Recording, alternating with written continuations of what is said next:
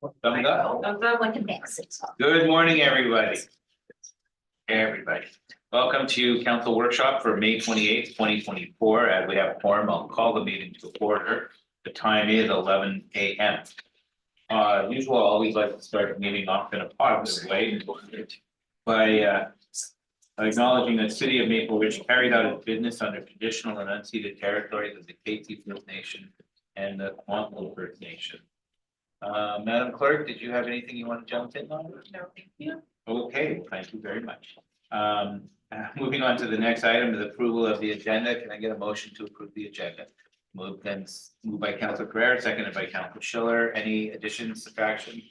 Seeing none, call the question. All those in favor, motion carried unanimously. Next item, adoption of the minutes from May 14th, 2024. Any errors or omissions? No? Can I get a motion, please? Moved by Councilor Carrera, seconded by Councilor Tan. All those in favor? Motion is carried. Thank you. Moving on to item number 5, unfinished and new business, 5.1, zero carbon step code. Who will be presenting today? So good morning, Your Worship, and members of council. We are happy to bring forward this morning 2 additional priorities from the Mayor's Task Force on Climate Action. The first one that you'll hear from Mr. Olivieri today is the zero carbon step code. Thank you, Mr. Lipschitz. So good morning, Mayor and Council. So I think that's a really good introduction, the context of the Mayor's Task Force on Climate Action. That's really why we're here having this discussion today. So just a reminder, the Mayor's Task Force was actually convened to advance high value, high impact priority climate actions that were identified during the climate summit held earlier, last year. There was a public engagement component to that, and a roadmap was developed. So all that data then fed into the development of some key priorities. And those priorities are also reflected in the and complement the development of our low carbon resilience lens climate action plan, which is currently in progress. But the specific priorities identified to be advanced by the MTCA, or Mayor's Task Force, are listed up here. So you're going to see 2 of those today. The most substantive of which was the BC Energy Step Code and the Zero Carbon Step Code. These 2 were bundled because it is very challenging to have any conversation about one without talking about the other. The reason being that the Energy Step Code talks about reduction in energy consumption as a result of the building envelope. That's the walls, the insulation, and air tightness of a building. There's also mechanical considerations, but not to the same degree that the Zero Carbon Step Code actually considers them. So the Zero Carbon Step Code primarily focuses on the energy source emissions from mechanical systems of new developments. So these are the 2 pieces at play. As a result of bringing this item forward to the Mayor's Task Force, we actually sought out support from a community agency, the Community Energy Association. They are leaders within this space, supporting the province in the implementation of Energy Step Code and Zero Carbon Step Code, and helping develop best practices for both. We actually have a representative supporting us here today, Elizabeth Bodino, who is representing the Community Energy Association, and will actually be able to answer some of the questions that you may have, which will actually take place at the end of this presentation. So we brought in some expertise to inform the task force and to inform us as staff as how we should actually be proceeding with regard to these both of these components. As a result of those discussions, the direction from the task force was to maintain the provincial pathway on Energy Step Code. That is to expect that there's going to be an increase to the upper tiers in 2027, and then achieving net zero construction by 2030. So we're actually going to set Energy Step Code aside for them. The remainder of the recommendations focus on advancing Zero Carbon Step Code on an anticipated timeline over the course of 2025 and 2026.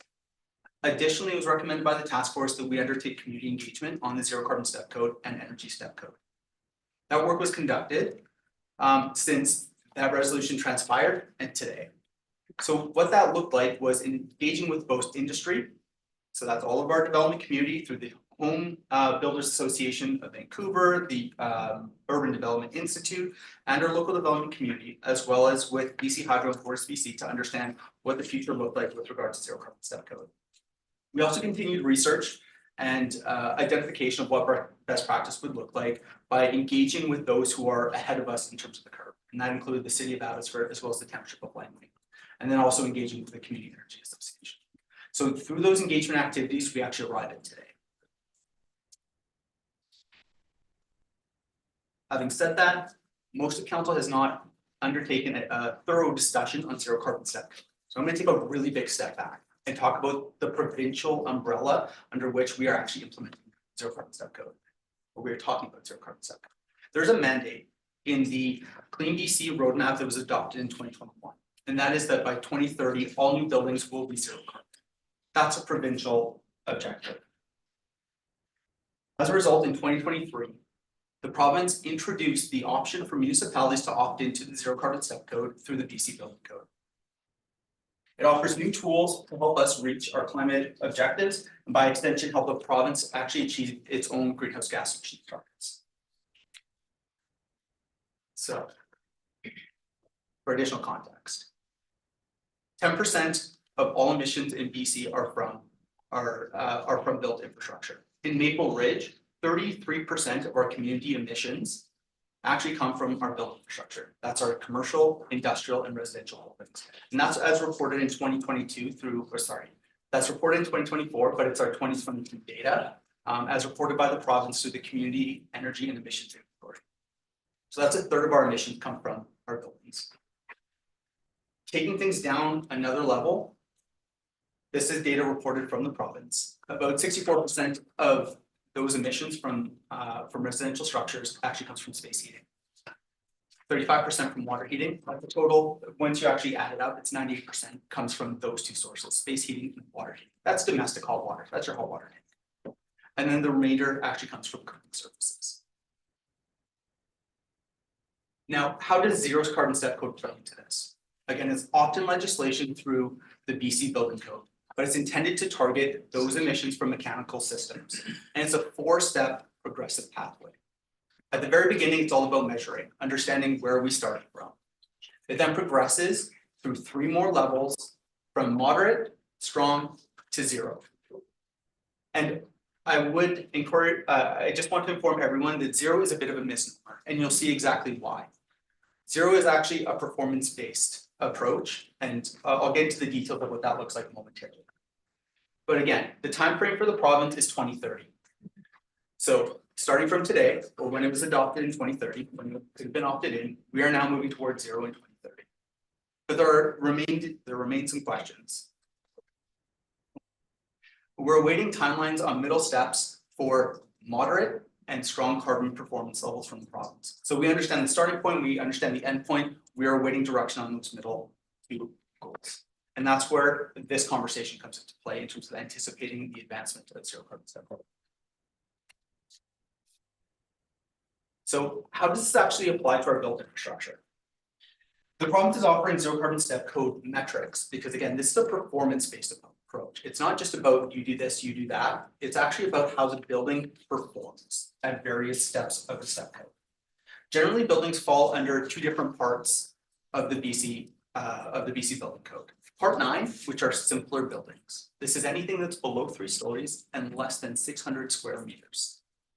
Part 3 is the more complex building. It's anything over 3 stories and over 600 square meters. Now, there's a whole bunch of variability within Part 3, and I'll get to those details in just a minute. But for simplicity's sake, we're going to talk about Part 9 first and Part 3 second. So Part 9 buildings. There are actually 2 optional pathways for our Part 9. There's what's called a prescriptive pathway and then that performance pathway I spoke about. The prescriptive pathway is really emblematic of the zero carbon step code and improvements.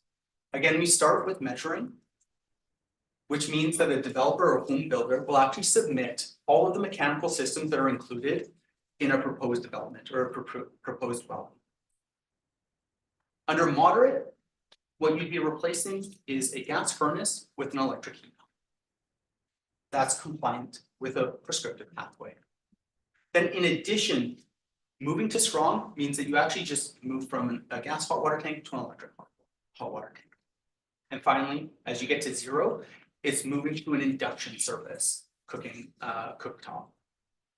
That is the prescriptive pathway for Part 9 buildings. Replacing those 3 pieces with electrical substitutes. And that's the heart of zero carbon step code, is the electrification of the mechanical systems. So this is a very simplistic approach. I'll now cover off the performance pathway. Again, it starts with our understanding your baseline. But what gets introduced is actually a gross area emissions per year. So how much emissions you can produce from that dwelling in a year, but also an intensity measure. So based on the size, how many greenhouse gas emissions can you, or sorry, CO2 emissions can you emit per year based on a per meter basis. So the numbers I'm showing you here are the standard for an 1,100 square foot home. There's a lot of variability. When you're talking about performance, depending on the size of the structure, it changes. So we have, in terms of gross metric here, we have 2,400 kilograms of CO2. For a bit of context, the average single family dwelling in BC emits 4,900 kilograms of CO2 every year. So we're talking about halving that. Again, moderate being replacing a gas furnace with an electric heat pump.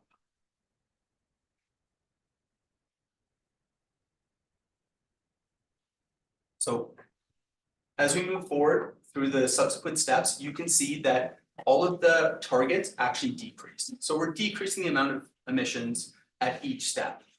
But this is where we get when we get to zero, this is where we get to that nuance I talked about earlier, where zero is a bit of a misnomer.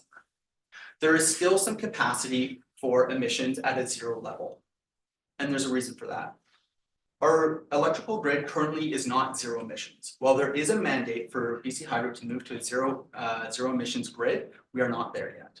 So there is latitude. The other piece that needs to be considered is that there's certain components of the of the systems in a dwelling that are not included in this calculation. So for example, we have our backup heating sources. So if you have a decorative gas fireplace, that is not included in calculating the emissions from that dwelling. If you have a wood stove, that's not included. Any secondary heat source is not included in the calculation. The rationale for this is a bit of, there are a number of different rationales, but this plays into our climate action plan. If you recall earlier, I mentioned that it's a low carbon resilience approach. The resilience being the key word.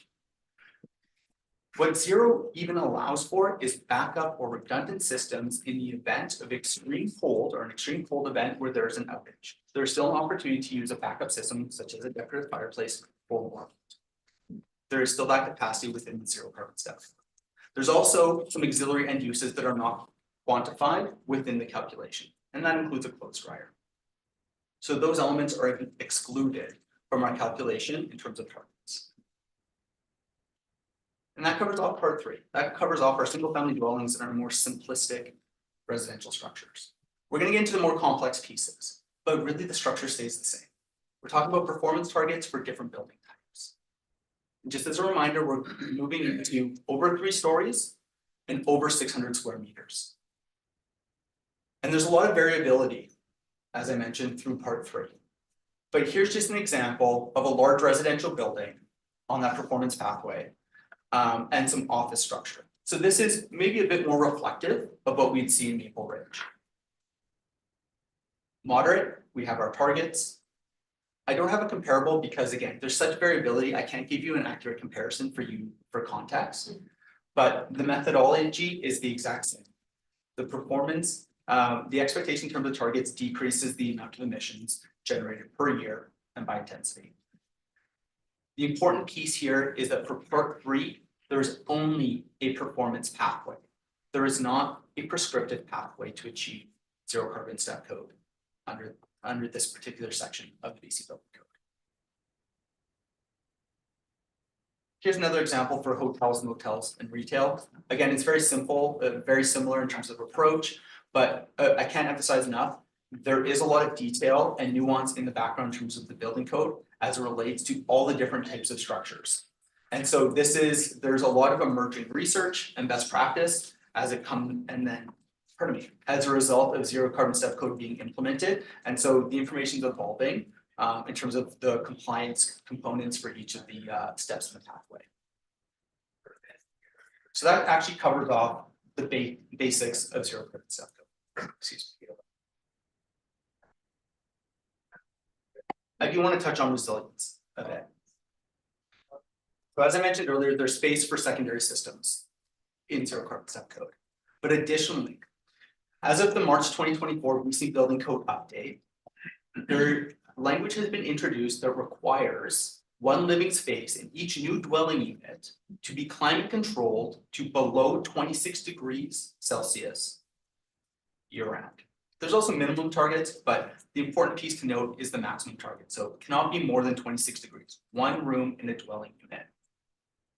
Zero carbon step code enables this to be achieved inherently through the adoption of EL2. So that's the moderate level.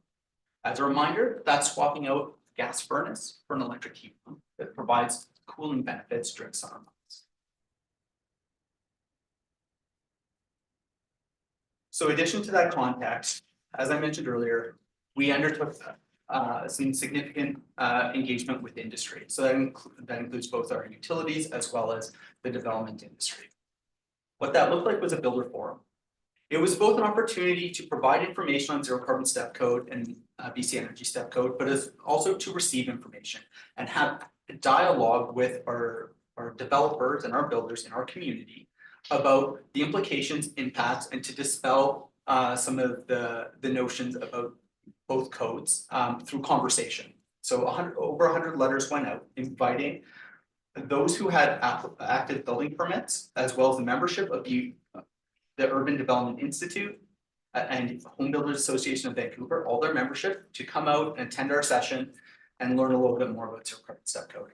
So we had some great dialogue. We brought in some subject matter experts to talk about the real world impacts. So they were representatives from municipalities that had already implemented zero carbon step code. So they could actually speak to the experiences of local developers in those jurisdictions, but also the municipal side of things.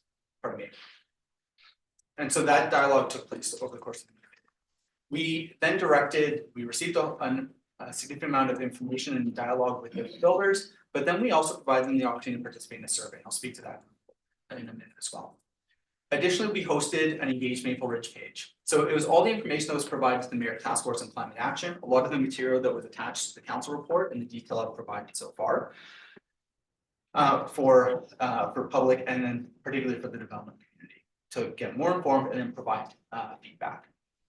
So as a result of the survey, we actually received 8 responses that represented the entire spectrum of knowledge in terms of zero carbon step code and BC Energy step code. So a variety of both industry representation, but also knowledge sets about the codes.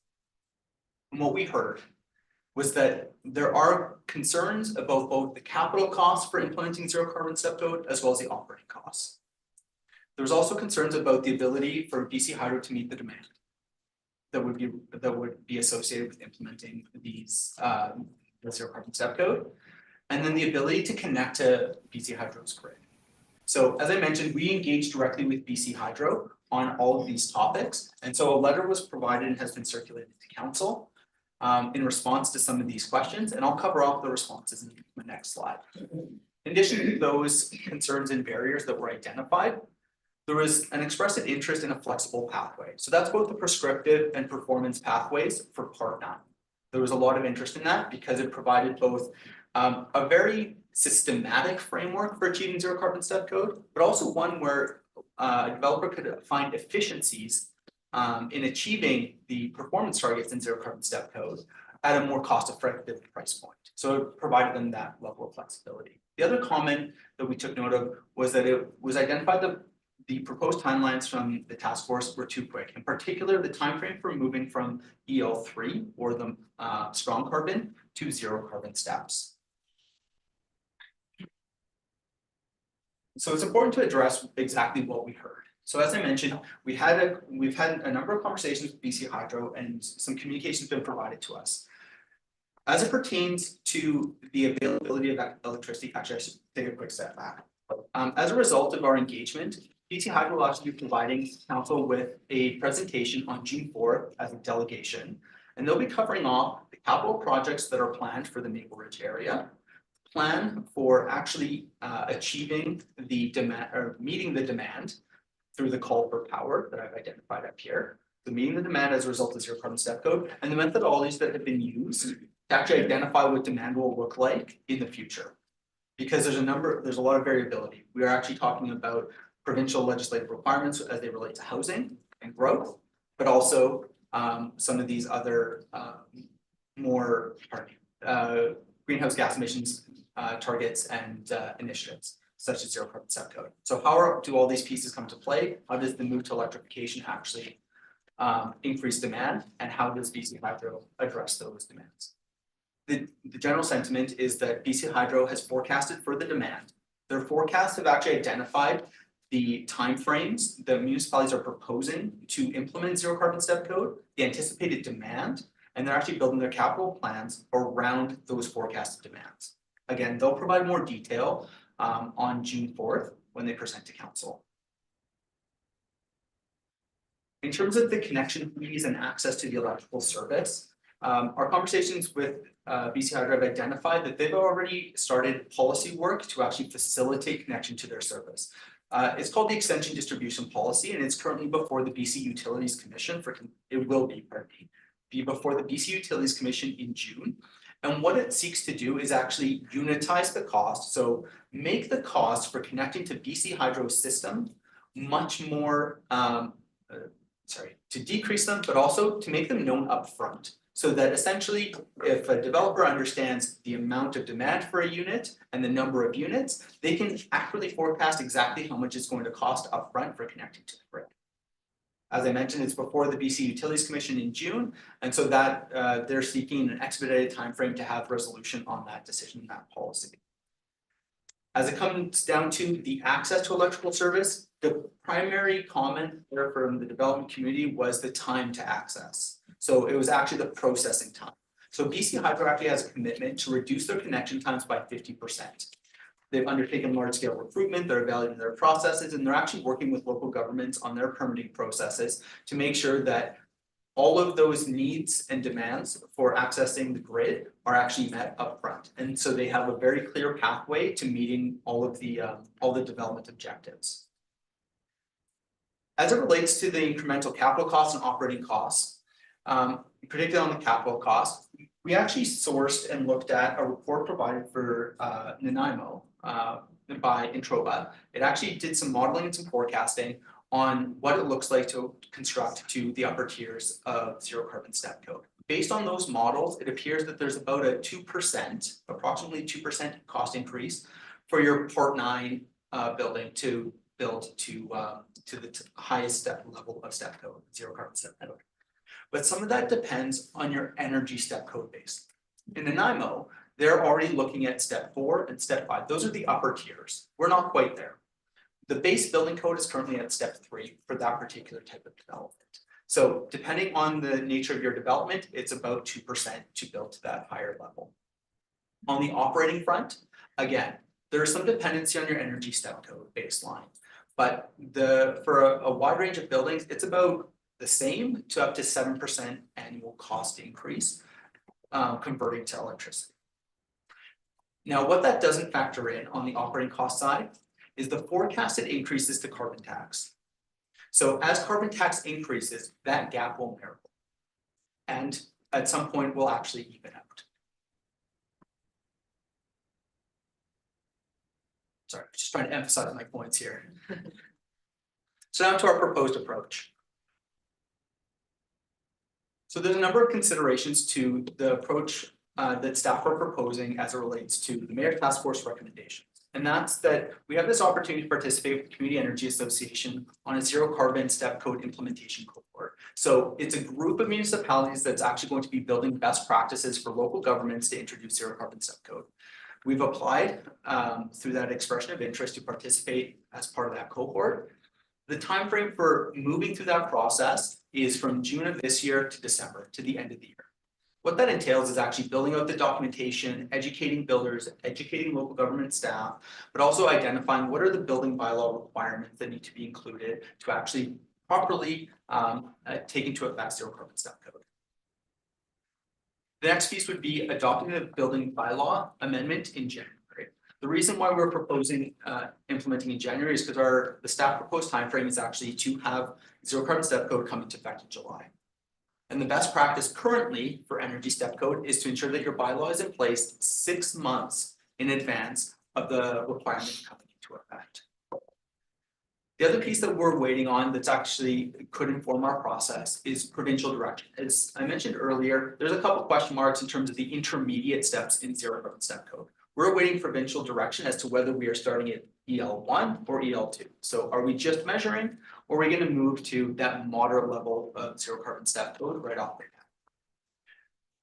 Another layer to this, and I mentioned housing growth earlier, is that Maple Ridge has been identified as by the Ministry of Housing to be delegated housing targets.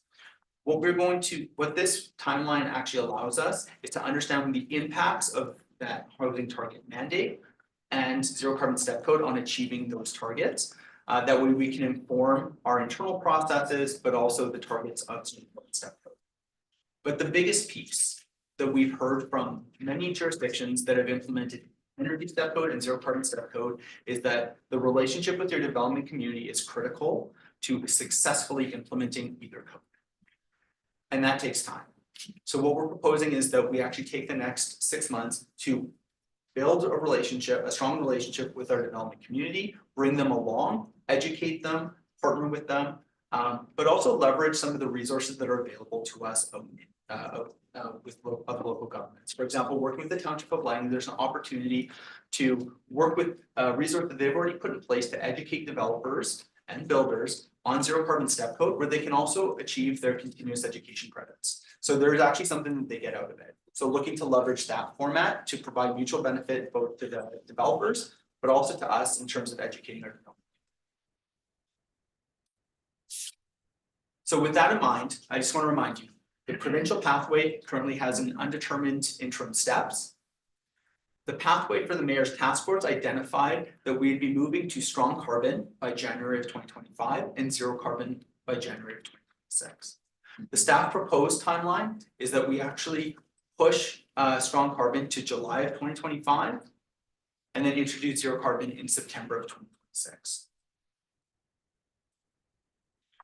In order to have that take effect, our next steps are to actually bring this conversation to a formal council meeting to get direction from council, participate in that zero carbon step code cohort, gain that education, build some best practice, continue our engagement with the development community, and then bring the building bylaw back in front of council 6 months in advance of having the requirement come into effect.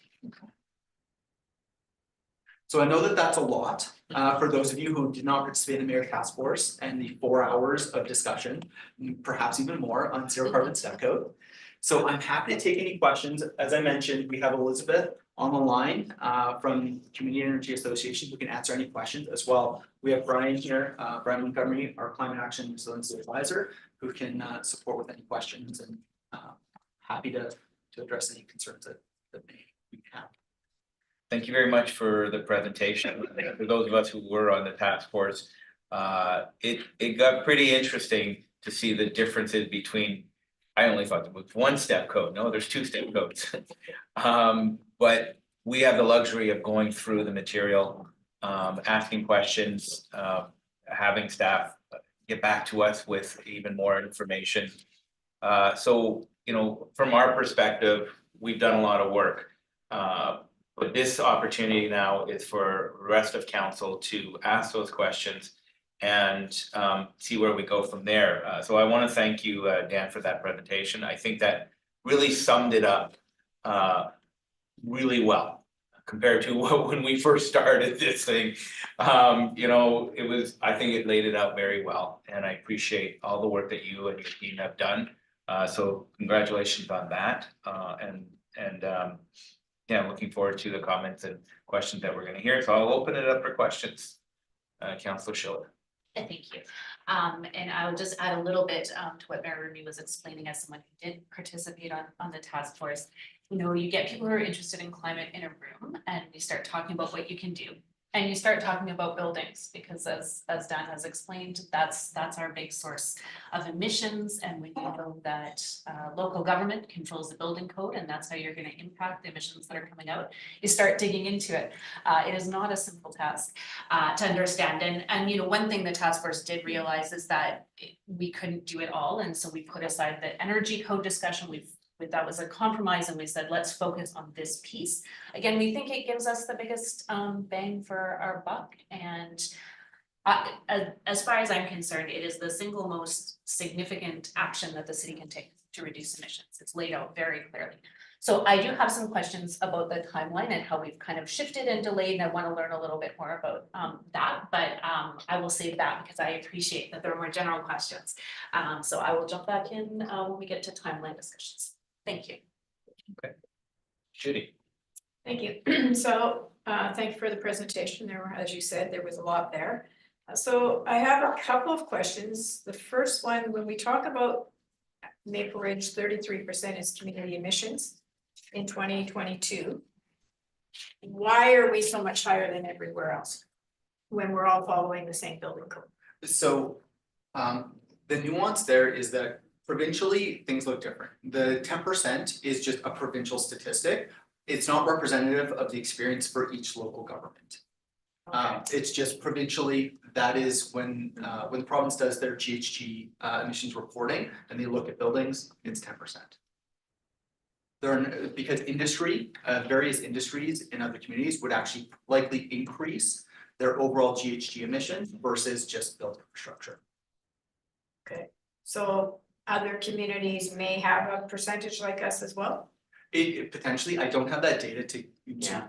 confirm, but that is something that we can bring back if desired. It is something that's being considered and will feed into our climate action plan. So as we report on the climate action plan, we can show some comparators. Okay. The other question, so we mentioned BC Hydro presentation that's coming to council. What about Fortis? Fortis provided 2 letters. They were afforded an opportunity to engage with us. We've had ongoing dialogue. We can afford them the opportunity to present as a delegation, but they have presented 2 letters identifying their recommendations with regard to zero carbon subcode. Okay, I'm just thinking, objectively, like people that are participating, they may ask the question, why are we having only one partner at the table? Because right now we rely on both. Most families rely on both to provide service for their houses. Then the electrical, there was I would really appreciate the slides after too, because I tried to write down things, but. Only write so fast. So the discussion about the electrical fees, reducing the connection fees. Yes, So that's in the works with the province. that's correct. Yeah, because currently that is a challenge, it is the fees. Which goes to my next one. I struggle when we keep using the term affordable. Because if you've lived in a home where you've had a heat pump and an electric hot water tank, which I did and relied on that, my electric bill was 2 and 3 times more than in the house I live in now with gas. So I struggle when we say affordable. Might be affordable in the beginning, but I would argue maybe it's not. And it's the after, so the utility costs after. This is what we gotta focus on with the province is how do we make it so families can afford their electric bills? I mean, I appreciate the concept of AC, particularly as our summers are getting hotter and hotter. But to have only that option, there's a lot of families that wouldn't be able to afford that after. So I don't know what the answer is to that, but it is a reality, because like I said, I've lived in different homes with different, and I personally would not want to go back to the heat pump and the electric hot water tank and the electric furnace based on the utility costs alone. So how are we going to manage that? That's the challenge, and it's not up to us, and it's obviously the province that has to work on that, but we have a part to play in that. You kept using the term resiliency. So what is your definition of resiliency? So resiliency as it's being, chime in as necessary here, rest of the team. Resiliency, the way it's being adopted in terms of our climate action plan is that we are preparing our infrastructure to actually face the adversities that are being proposed by climate change and being able to respond in a manner that is both protects people and provides the optimal livability. Generally speaking, that's the definition. Adaptation. And in a couple of the slides, you had kind of a hybrid of people that may have a gas furnace, but would want to move towards a heat pump. So that's kind of where most of my questions are, is how do we look at that? And I'm gonna use the restaurant food industry letter that was written to us. If we say no gas hookup for any apartments or any buildings, what does that do in the future for potential restaurant industry that primarily in today's technology continues to rely on gas? And so a couple, through the chair, a couple of pieces. So just going back to the recommendations from the mayor's task force, it actually, sorry, pardon me. And then maybe I was negligent in not acknowledging this, but the recommendation pertains specifically to the residential component of part 3 and part 9. We are not including commercial or industrial uses throughout the continuum until 2030. Okay. So that's the current proposal. Additionally, the term, so zero carbon step code has been associated with a ban on natural gas. And based on even the performance targets, there's still that space for natural gas to play a role, especially as we move through the pathway. We also recognize, and I do want to speak to your point about those who want to move from a gas furnace to a heat pump. We are looking at a retrofit initiative. That was one of the recommendations or priorities for the task force. So that is currently in development. And the critical piece to that is understanding what incentives exist at a provincial and a federal level to actually make it affordable to switch. So that is a component. And then building, and so that's going to be development. That'll be back to council in the fall as we move through that process. So I do want to acknowledge that. But in terms of the connection to the FortisBC natural gas lines, there's still a place for natural gas in the current model. What that future looks like is a conversation with FortisBC, and we are continually having that conversation. Anything to add? I would just add, from a low carbon resilience perspective, we would be that the natural gas hookup remaining as a backup system is important, so that we don't have the reliance just on hydro with the risk of outages. Obviously, we are looking for a heat backup system. That could be the fireplace, but also having those lines. We will be working with Fortis to ensure that those gas lines remain, that they're not removed from the development process. Okay, that's helpful. So when you talk, I appreciate you're saying residential right now, but if I think of a lot of our projects where we're insisting on commercial in the bottom floor or 2 floors and residential above, is that exception to the So residential? the residential component would still be included.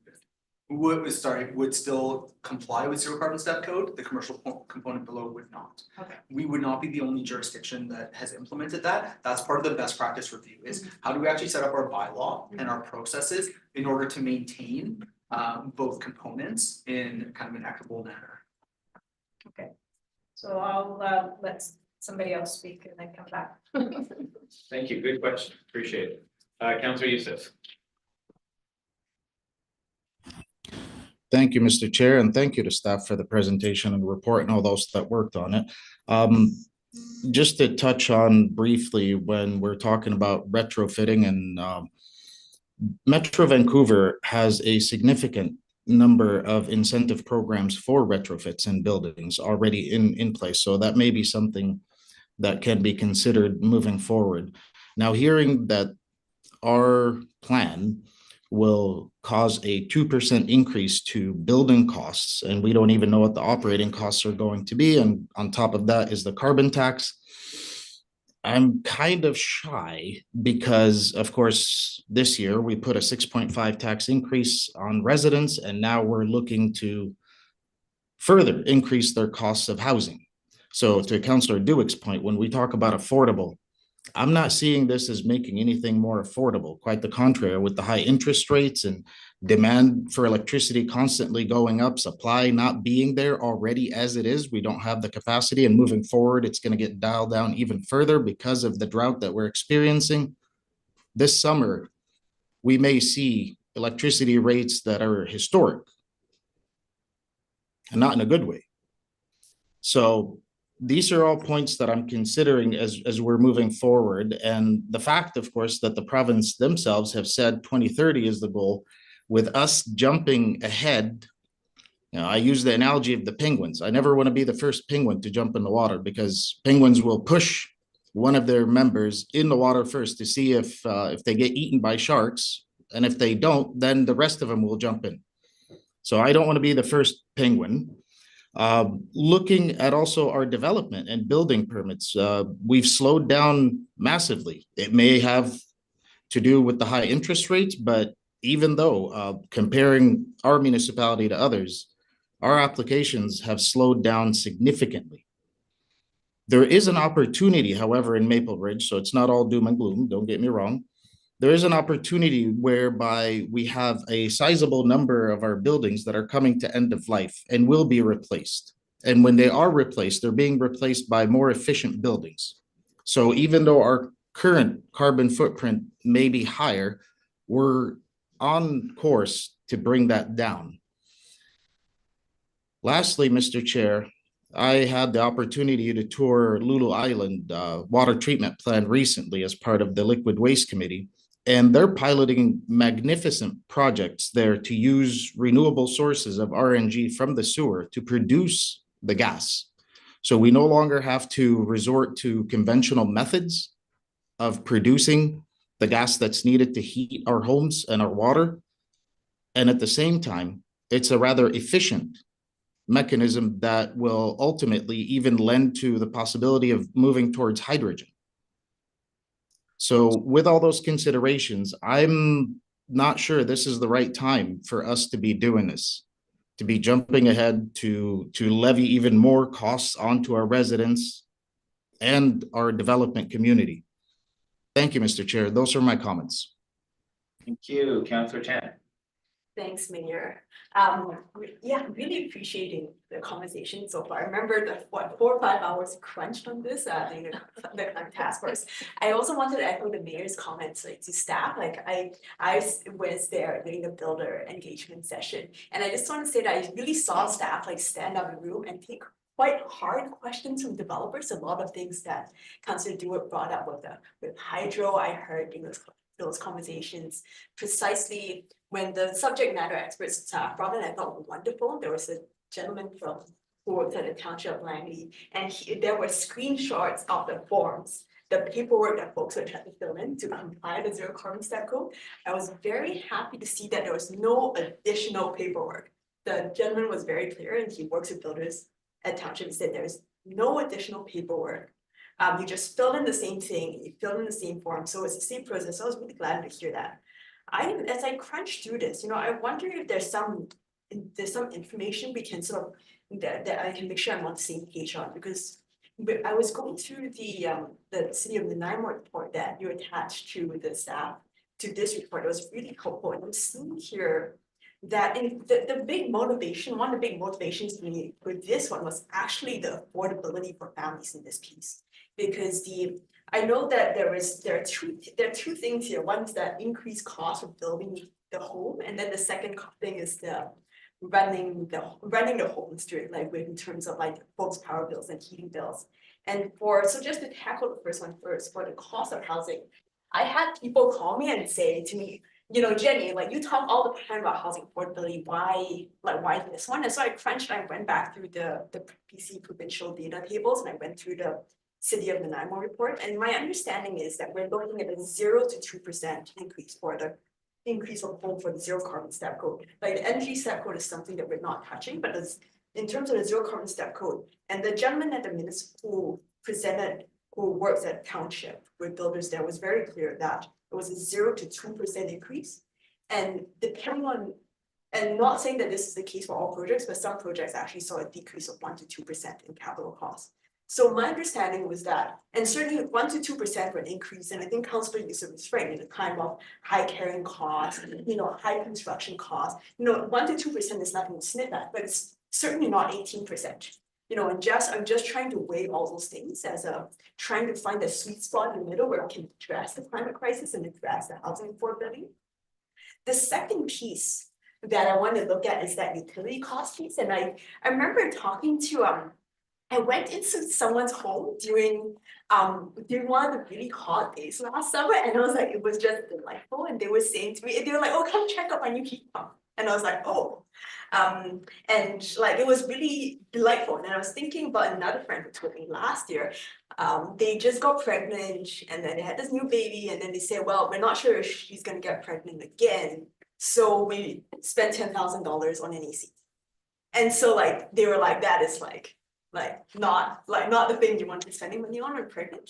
And so I went back to the City of Nanaimo report, and I'm seeing the utility cost breakdown here. It's on page 12 of the City of Nanaimo report. I'm seeing that utility costs it's broken down. I'm gonna ignore office because we're not touching commercial. I'm looking at flat to single family homes and all the different types of housing forms. I'm seeing a decrease in utility costs from negative 25%, and there's a possible increase for single family homes up to 7%. But for that range is also -4 to +7. And I assume, and I'm going through the footnotes that say you can choose higher or lower efficiency cooling and heating systems. So what I'm seeing is a lot of green numbers here of -25% up to +7. So can you? Through the chair, Councilor Tan, the point of clarity there that that's the nuance in the Nanaimo report where they're proposing energy step code 5. Right. So that's a net zero. You have a very, very strong envelope. So Right. you actually may be having lower utility costs because your Right. mechanical systems aren't working as hard to Right. cool and heat the system. Right. So what I used was the minimum variance, so Right. so that essentially it could replicate as close as possible Right. to a step 3. Because we're Step talking a step right. 4 home versus a step 3. Right. So I was trying to adjust for Right. our actual environment as opposed to when we're at 2030 Right. and net zero. Yeah. That was my corrective action, and that's kind of the Right. caveat to using this report. When Right. we look at the provincial energy study that was done, I believe in 2021, there's a variance of about 3%. So it's about 3% more that it can Yeah. cost in that based on that study to actually operate at zero carbon subcode. Right. The other, I may actually lean on Elizabeth if you have some additional utility costing data that can supplement this discussion. Yes, thank you. Yes, the City of Victoria has done some real case studies on as-built homes, and the study was showing between a 3 to 7% increase in operational costs, which would translate, that might look like a higher percentage number, but it actually translates to between $30 to $200 per year per home. And that is comparing an all-electric home, zero carbon, to an equivalent in the step code level, but with a gas furnace with AC as well. Just comparing apples to apples. Some of those electric homes had a heat pump, which provides cooling. So it's important to compare as well the costs of utility when we compare a natural gas system that also has a supplementary AC included in the cost calculations as well. Yes. Does that clarify the situation? I think there's some, so I think I'm just trying to put my finger on it because like, I'm just going through this, thank you for that clarification, Dan. I just want to make sure that like, I really understand this, like this table as I go through it, like there's like, I see now the range, the energy step range, and I'm seeing like low rise, MURB, like multi-unit residential building, and then the step code, the utility cost shows a decrease of 9% to 11% for step code 3. And then they also have some goals there, step code 4 and 5. So I think like just to not get too much in the weeds here, I think what I'm trying to understand is like, then there's also the felt experience of people like going out to buy an AC for $10,000, like as opposed to walking in to a home and being like, I got my AC and my heat wave, my heat wave covered, I'm covered during the heat wave, like that's kind of like, that's what I guess I'm trying to settle. So I'm really hearing what Councillor Youssef is saying about affordability pieces, so I guess like, it's like, you know, for me, like just to be really put a pin on it when it comes to like capital cost increase. So what I'm hearing is a 0 to 2% increase. Again, nothing to sniff at in a time of high carrying cost, but just to make sure that like, it's not like, you know, on also a ball the other way. And the hand, and I guess like the other point that Councillor Youssef brought up is like, I quite like penguins, but I'm also grateful that we're not the first penguin. We're really not the first penguin, you know, as I think about all the munis and municipalities in Metro Vancouver who have done it, and like I scrounged the internet last night for a list of zero municipalities in BC, and it's like I got like an Excel spreadsheet, you know, so it's just like just to kind of seem like we're both leaders in climate action, and I think that's the true still for kind of East, like the Fraser Valley East Metro area, but like Township is already beating us at EL3 because they just put in EL3. So, you know, in some ways, like we are the penguin in the mid, I wouldn't say the end, but We just need to stop talking about penguins. just stop talking about. Okay, I'll stop talking about penguins. I'll spare one and stop talking. Get back to you, Mayor. No, not everything. So do the penguins pick somebody and throw them over Yes, the side? Like Survivor, right? Sweet. Just through your worship, I just want to make the point that if council supports this and decides to move forward, we'd be looking at EL4 by 2026. Technologies evolve, so the cost that we're looking at from a capital perspective, even from an operating and efficiency perspective, may be very different from studies that were performed a year ago, because that would have been a 3-year span. Right. There's a lot of new, you know, when new technologies come in, they evolve slowly in the beginning, but as there's more uptake, there's more investment in the innovation piece. So it very well might be that by the time we get to 2026, conditions on the ground are actually quite different. And those variances disappear. Great, thank you. Corleen. Okay, I'm not talking about penguins. I like penguins. I don't wanna think about it throwing anybody off the cliff. Horrible. Okay, so I've gone back and forth over the last few days on this. I've chatted with actually a lot of folks, and I've reached out to some other cities, and I'm getting some feedback from other cities around this. Like Councillor Tan said, we are not the first city to do this.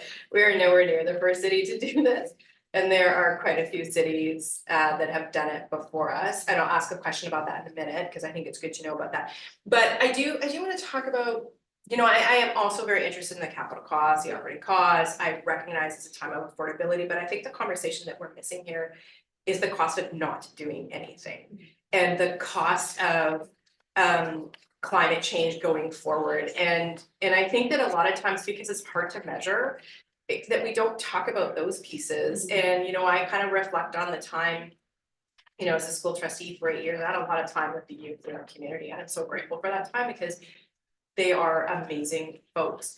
But if we want to build and look towards the future, the younger generation is looking towards that. That's what they're talking about. That's what they're looking at. And I think we have to consider that in our discussions and in our questions and our decision making is what does the future look like and how do we protect the environment? And I don't know if there's any way to measure reversing or stopping the negative effects of climate change. And I don't know if there's any way of what is that story to say we can't forget about that piece too.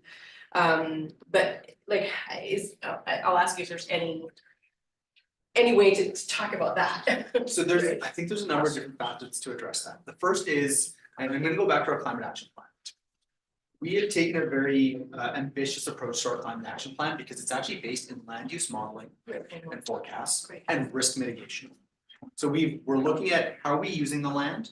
What does growth look like? Now let's layer in new provincial legislation. Let's understand the risk framework, so the climate risks associated with it, and build the climate action plan that comes up there. So what we've just completed is the are actually baseline data analysis for our historic community emissions and corporate emissions. So we've done that baseline analysis. We've also started, and we're actually about midway through the risk assessment. So to understand the climate risk that exists. What we're moving to, and council will see in July, is actually some outputs from that process where we are starting to forecast where we're going. What does the future look like if we do nothing? What's business as usual in terms of what we're doing as a community? No zero carbon step code, just embedding the housing targets. Right. Now, what if we change the trajectory? What if we implement zero carbon step code as proposed? What's the impacts? How are we actually decreasing our emissions? How does that relate to those, not just from a land use perspective, but also from a risk perspective and hazard perspective? This actually plays into our timeframe. That's why we propose these timelines, is because we're anticipating to complete the climate action plan by the end of the first quarter. So that's March of 2025. All that data that we're collecting is now informing how we're using and or how we're building our planning for our built infrastructure, how we're planning for our land use. So we're trying to create this convergence of a multitude of initiatives just to actually have this plan that's very cohesive and comprehensive and speaks to each other. That way, it's not just a climate action plan that lives in isolation of everything else that's going on, but there's interplays between all the different pieces.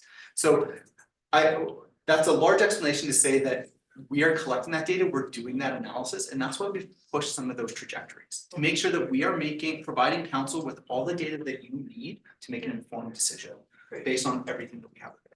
Yeah, thanks. And I think that's important because you don't see a lot of that in here.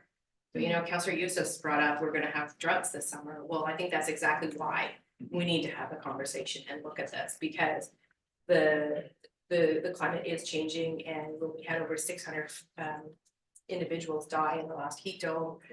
Like, these are things we have to think about, and they have to be part of the decision. And I'm also like very conscious of you know, the operating costs and things like that. It's, you know, I have 2 kids that are at some point, well, they do live on their own, they're at university and have to pay these things. I would like more information around, like, I'm not as concerned with the capital costs, because I think we're just talking about the zero carbon, which has a significantly less of an impact on the capital cost than the energy code, which is the bigger one. What can you talk to a little bit about the cities in the province and what other cities are at and where they're at? So I know sort of where we are in the community and the province. So we actually have a map of all the local implementation. So unfortunately, we don't have it in the slide deck, but we can provide council with a map of adoption locally. We do know that at the North Shore, there's already strong carbon in place. We're coming into place shortly. That's all 3. That's all 3. And then Township of Langley will be moving to strong carbon in 2025. And then what we can do is provide a listing to And we're council. looking at July of 2025 for strong? We are. That's what you're proposing. That's Okay. what we are proposing. at this Okay, point in time. yeah, it'd be nice. Do you know how many communities around the province have already? I don't have a number. Ms. Bodeno, do you have a number by chance of how many communities have adopted zero carbon step code at this point in time? I don't have the exact number. I'm looking at the map, and we are at about 15 that have adopted the zero carbon step code at either EL3 or EL4. So those are upper steps. Okay, so 15, so there's quite a few. Yeah, so it would be nice to have just a little more data on the operating costs, and because they're like Catherine had said, there seems to be a huge range in the report, and it looks like there's some considerable savings moving to this. But then hearing some of the discussion today, it's a bit harder to weave our way through that. And so I think it's important to have what is the impact.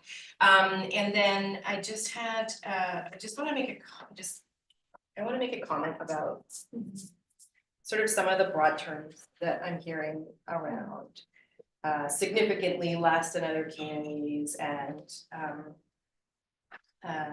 just some of these sort of anecdotal thoughts without data. And I think it's really important that when we talk about things and we put things out there, that we're actually trying to do it in data-based pieces, so that we actually know where our housing is in our community, where we actually know, not just saying nothing's happening. I think, and I'm just sharing that with my colleagues, that we need to make sure that we're not just throwing terms out there, and that we have some data to back it up, because I think that's sort of that fear base without the information, and that sort of perpetuates things in a more negative way. So I just need to share that. With Havan and UDI, it sounds like we reached out to them, but I couldn't, and maybe I missed it in the report, I'm sorry.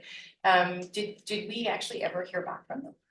We had, there's a staff meeting, the liaison meeting between staff, UDI and Sleepin. So we attended that meeting, had a discussion, no formal communication was provided back, unless I'm mistaken. So we had conversation, but nothing was submitted formally, at this point in time. I'm gonna just leave it at that, because I know there's lots of other folks that have lots of questions on this, but thank you. Thank you. Thank you, the chair, if I may make one more comment. As Township of Langley implemented, is our closest neighboring community that's implemented zero carbon step code. Part of the timeline is also understanding what was the impact to their development environment. So by the end of this year, they'll have a full year's worth of data. They'll have a full year of having zero carbon step code at a lower level, but implemented. So we should have an understanding of at least perhaps not purely quantitatively, but also more like qualitatively through discussion. You know, what were the impacts? What did you see? What are the barriers? We can take those learnings away and then feed them into our process as well. And part of that is being part of the best practices development and that stuff. Thank you. Thank you. So this would be the end of round one, so I will ask or make my comments on this. I know this is not an easy thing to consider. I mean, why are we doing it 5 years early? You know, we can talk about potential hydro problems, we can talk about potential Fortis problems. These are all conversations that are floating around, and everyone's got their own motivations for that, right? I mean, Fortis is fighting for its very own life at this point. Hydro is trying to prove that they can provide the energy. So, you know, we can't speak to their reasons for saying what they say, but I look at it this way. A couple of years ago, heat domes, 600 people died. Whether you put in a heat pump at the very beginning, or whether somebody moves in and puts it in, it's going in. At some point, you have to have a room to cool people down.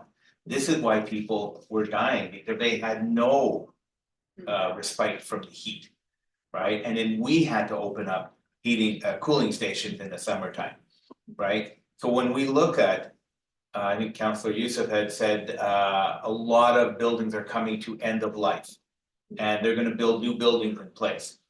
And I wanna take a step back from that, because those older buildings are what's giving affordable housing right now. So we want to look at retrofitting those rather than tearing them down, because I'll guarantee you this, tear them down and rebuild, the cost just on the rebuild alone will not make it affordable to begin with.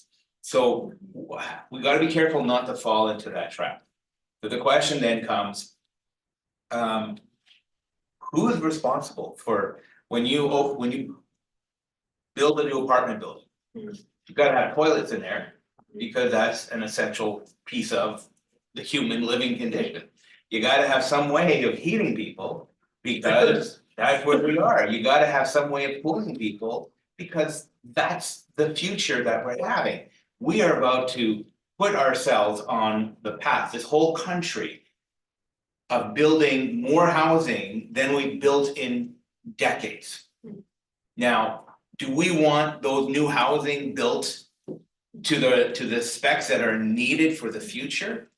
Or do we want to build them without that now and face those consequences later on? This is how you make those apartment buildings more resilient so that they last longer.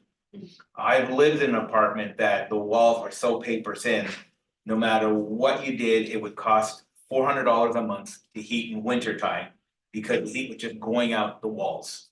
No matter what you did in the summertime, you were boiling because of the way that the building is. You couldn't really put in a heat pump in some of those places because they're not designed for that, and they're old. So do you tear them down? But then again, you lose a lot of the affordable housing that's there. I don't want to lose some of that affordable housing. So this is something we're gonna address as one of our mandates from the task force is retrofits. We have a whole different program that we wanna talk about at another time. So the question just comes down to why now and not 5 years from now? That's really the question. Do we wanna wait 5 years? Do we wanna go out and build 20,000 homes that do not have a cooling room? And then those residents are gonna have to face the problems and the challenges of climate change. So for me, this is the right step to go in. We largely left energy step code alone. Because the way homes are being built today are a lot more energy efficient. And everything that we saw said that it would likely cost upwards of close to $40,000 per unit if you were to adopt that energy step code at that point. That's not something we wanted to go in. What we really want is, I like the fact that one room has to be able to keep it cool. At least one room. That's what we owe it to our population. We don't want to get to a point where people are dying because they have no air conditioning. They have no heat in winter time. So for me, this strikes the right balance for us to be able to start to move forward. We can talk about being leaders. I think, we all want to take bold action. I don't know that this is so bold, other than this is something that's needed. So we have a decision to say that, where are we gonna look at if we, in our own city, if you take the next 10 years and we build, gosh, I don't know, 5,000 new homes or 10,000 new homes, what are those homes gonna look like? And what are they gonna look like 5 years from now when the weather gets hotter and hotter and hotter? Will they have the ability to stay cool in the summertime? So that's my 2 cents on that. So I'll open it up for a second round if anybody have any other comments. Councilor Schiller. Thank you. Yeah, just, reflecting on the conversation that we're having so far, when I think about the province bringing in that requirement to keep a room at a lower temperature, I mean, that's pretty amazing, actually, considering that heat dome that we had in 2021 was quite unprecedented. But it just tells me that the province is looking at the information that's available, sees what is coming in the future, and is bringing in this change. And, some of the discussion we had at the task force was around, when we talk about resiliency, we really want to sort of dig into how can we as a city provide resiliency and support resiliency for our most vulnerable community members, right? And it is those most vulnerable community members, those who have lower incomes, that are going to be least able to respond to these changes, least able to go out. No one wants to spend $10,000 on an air conditioner, but some people have more of an ability to do that. And certainly, with the changes that are being proposed, this is for new builds, there's going to be a lot of existing stock with all sorts of different configurations of equipment and provide choice to people. But I think we don't want to download the costs for putting in heat pumps 2 years from now onto individual people, right? There's a better way to do that. There's a more efficient way to do that. And it's by having a system in place that speaks to where we're going. And I think, when we talk about we're going 5 years ahead? Well, we're not. You have to get to the strongest level by 2030, and you have to move along the steps. So we're really having a conversation about, are we doing this in 2025? Are we doing this in 2026? I think the province has been very clear with the direction that they've set. This is the direction that we're going in, and then it falls to cities to decide where they are, how far ahead they are in that path. So we had the one recommendation that came out of the task force. And I can see that with the further work that's been done, now we have a somewhat delayed implementation proposed. Staff, can you just tell me a little bit more about this opportunity to participate in the Community Energy Association cohort, and what that would look like for our city? So, thank you, through the chair, Councilor Schiller. What that would look like is actually participating with a group of municipalities to develop what the documentation looks like for, to standardize some of the documentation, understand the data that currently exists for what is truly effective when it comes to zero carbon step code. what is the most appropriate application within that community? And then building out the bylaw amendment. So in order to enact the zero carbon step code, the building bylaw needs to be amended to include this language. The language is somewhat nuanced depending on the application, so making sure that we get that right. But then it's also standardizing some of the training for the building community. So making sure that we aren't going out and providing, information that is not contradictory, but just taking everyone in different directions. That way there's continuity between developer in the understanding that way developers can go and apply in various jurisdictions, have a common understanding what zero carbon step code looks like. Essentially that would transpire over the course of the 6 months, and then we would bring the building bylaw amendment forward at the end of participating.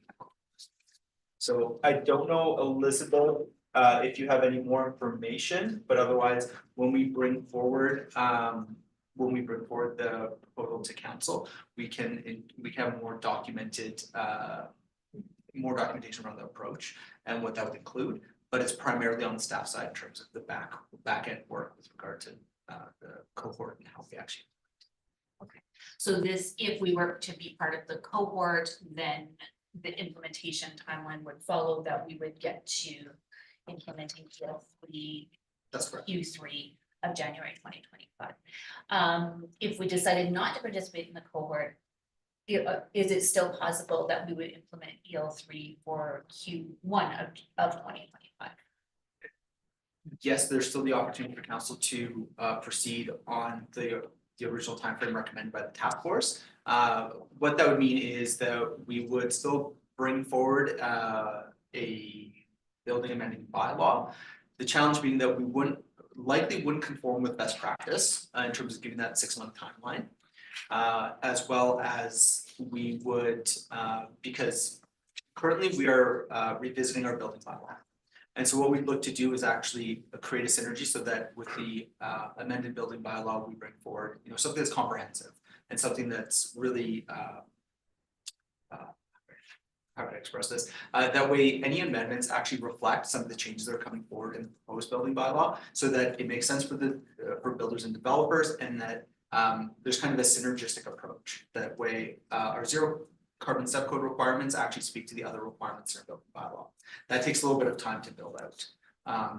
So we likely would be implementing on a much shorter time frame, and we would actually be expediting some of the engagement with the development community. So it is possible, however, it perhaps could compromise the effectiveness of the implementation. That's the concern and why the timeframe is proposed to be pushed back slightly. Okay, thank you. That's yep, that makes some good sense. So I will just mull that over. I think that's it for the moment. Okay. Councilor Good. Thank you. So, Councillor Carreras mentioned the anecdotal comments, so, I agree with that. We have a lot of information from various groups, various businesses and stuff, and so it's important that we do get facts. Having said that, I guess it depends on which group you're talking to as to where the facts come from. So, the mayor mentioned that Fortis, of course, has a perspective of, because they're trying to maintain the natural gas. The BC Hydro is trying to prove that we could provide enough electricity, yet, during a heat dome or in peak times, they're having to still import electricity. So it's something we still, we have to work on, because the reality is this. Once we move completely to one grid, we have to be able to support people. So if I think of the heat dome, where everybody in the Metro Vancouver was using air conditioners that we don't usually use, and then in the same breath, we're being asked to reduce our electricity in other aspects. So that's great, we have AC, but now I can't turn on my lights or turn on my dryer or whatever. So that's a challenge. So how are we gonna work through those particular challenges? So, and I appreciate the comment, cost of not doing anything. So I don't think anybody around the table is saying we don't do anything, that we just leave it. But at the same time, there has to be some and you use the term flexibility and some resiliency. Moving forward, trying to work through this, because on one hand, we have housing targets and we want to develop all these housing. If we are one of, whether it's 15 or 3 in the Lower Mainland, of communities that are going to go to this level, developers may say, you know what, I'm just going to continue to go to those communities right now that are following the provincial mandate.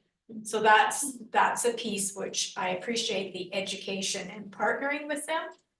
So once we do that for the next few months, what if some of them say, you know what, we need some flexibility. We want to adhere to reducing as much as possible, but we have a solution in this project where we could maybe do a dual thing. And we still are reducing, but we're not completely compliant. Is that something that would come back to council then? So on a project by project basis or just across the board? So Both, I guess. So that's to some degree the beauty of the performance pathway. Right. You can modulate your variables, you can change the things that you do, that way you still hit your targets. And it can look different in every application. So a prescriptive pathway is very rigid, and sometimes it's associated with higher costs because you have to do certain things. Yeah. But the performance-based approach, you can make compromises elsewhere to still achieve your targets, and so that there's flexibility. That's where the flexibility lies. When it comes to specific projects, I don't have the information as to what is workable. Part of that is going through this development of what is best practice, what makes sense. And so that's what we want to take away from the cohort is how do you deal with some of these circumstances?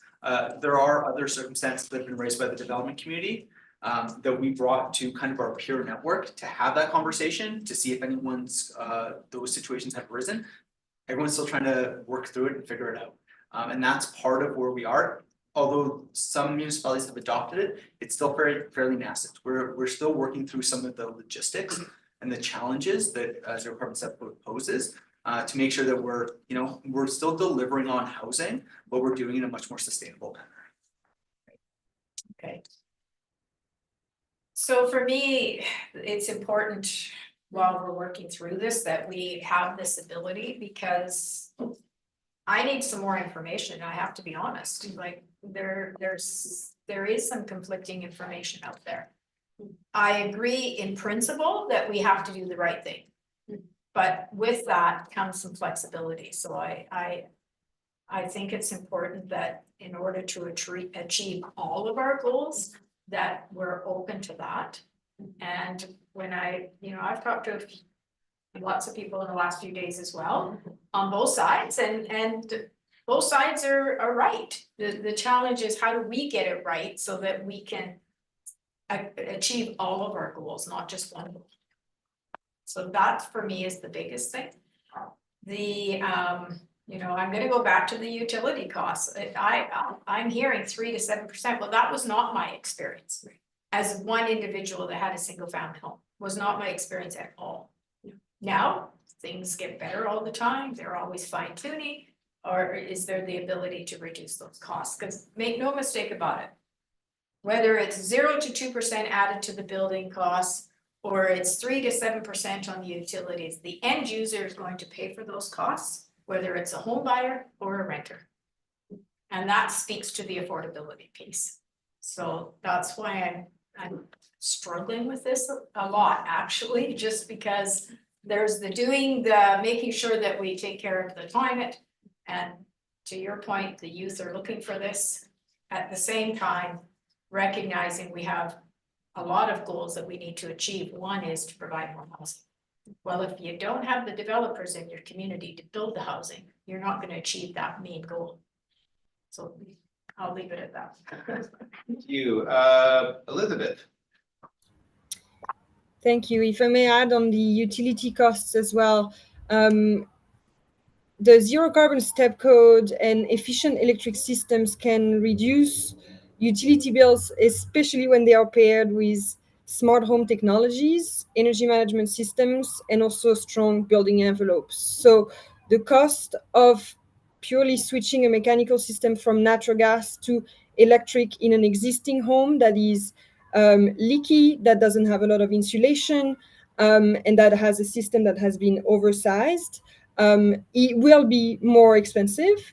But the cost of building new, which is what we are talking about here, building new with now the step code in place, the strong building envelopes, and the airtightness targets that we are seeing now with all the new step code requirements, this is what actually brings the utility costs down, as well as properly sizing mechanical systems. So in the past, we have seen a lot of mechanical systems that were sized for leaky homes, and now with those strong and airtight building envelopes, the need for the heating system is reduced, which means we can reduce the size and then the costs on the capital costs, as well as maintaining a temperature is less costly and requires less energy than creating that whole heat. So on an airtight envelope and just energy efficient building, the work of the mechanical systems works to maintain that comfortable temperature versus going up and down into creating a lot of heat that is going away. Thank you.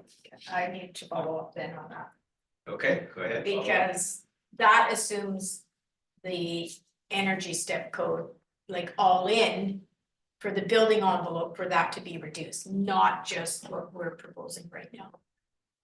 So, part of this is that our base building code is already step 3 of our BC building code, which is 20% more efficient than the 2018 base building code.